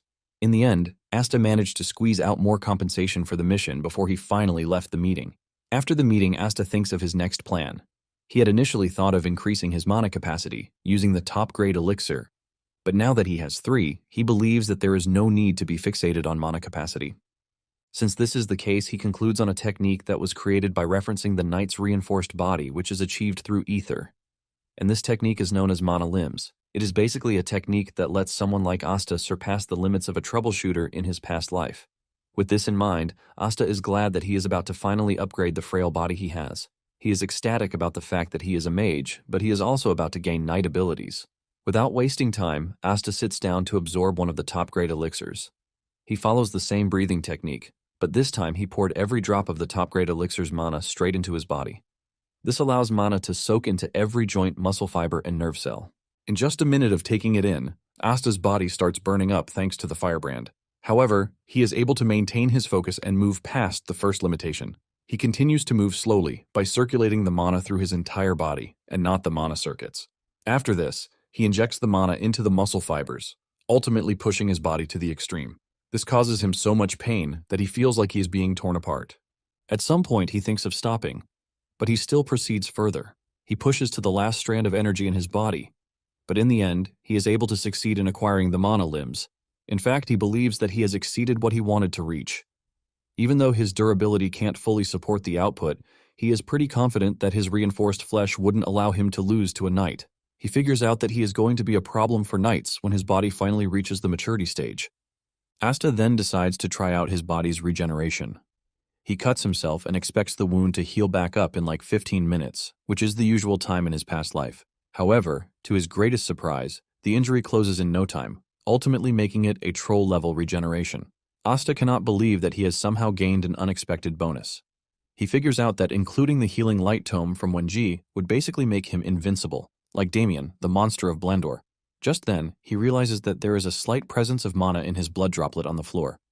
He tries to control, and to his surprise, this lets off a bright light, ultimately telling him that his blood reacts to mana. He figures out that the Blandor's family healing art will come a long way if he manages to get it right. Apparently, there is a proliferation formula for regenerating flesh and blood in the tome, and Asta starts considering the possibility of talking to Wenji about it. However, he discards the idea because he doesn't want anything to do with the dude. Asta then decides that he is going to talk to Lancey about it, since she will be coming over for a parent consultation very soon. Shortly afterward, Lancey shows up, and she expresses her relief that Asta and Damien are safe. She asks if there is any problem, but Damien assures her that he is doing just fine. Lancey then reveals that Gamo asked her to pass along a message concerning the Blandor inner lake construction and statue design that Damien proposed the last time. Lancey admits that the proposal was detailed, but Gamo doesn't approve of it. This shocks Damien, who was already excited, but Lancey tells him that there is still a chance. She tells Damien to place within the top 16 overall in the Academy's midterm evaluation, so she can have leverage when talking to Gamo on his behalf. Asta immediately figures out Lancey's game plan the moment she says this. Lancey then tells Damien that there is no need for him to worry because he has Asta and Chenbi to help him out. Lancey then tells the two that they are going to be rewarded bountifully if they are able to help Damien out. Asta realizes that he has been pushed to the wall, but he has no choice but to dance to their tune because he needs the proliferation formula, and Lancey is the way out. With this, Asta assures Lancey that he is going to help. Well guys, that's the end of the video. If you like this video, comment next part in the comment section. Also subscribe to the channel, hit the bell, and like the video. Thank you for watching and see you next time again.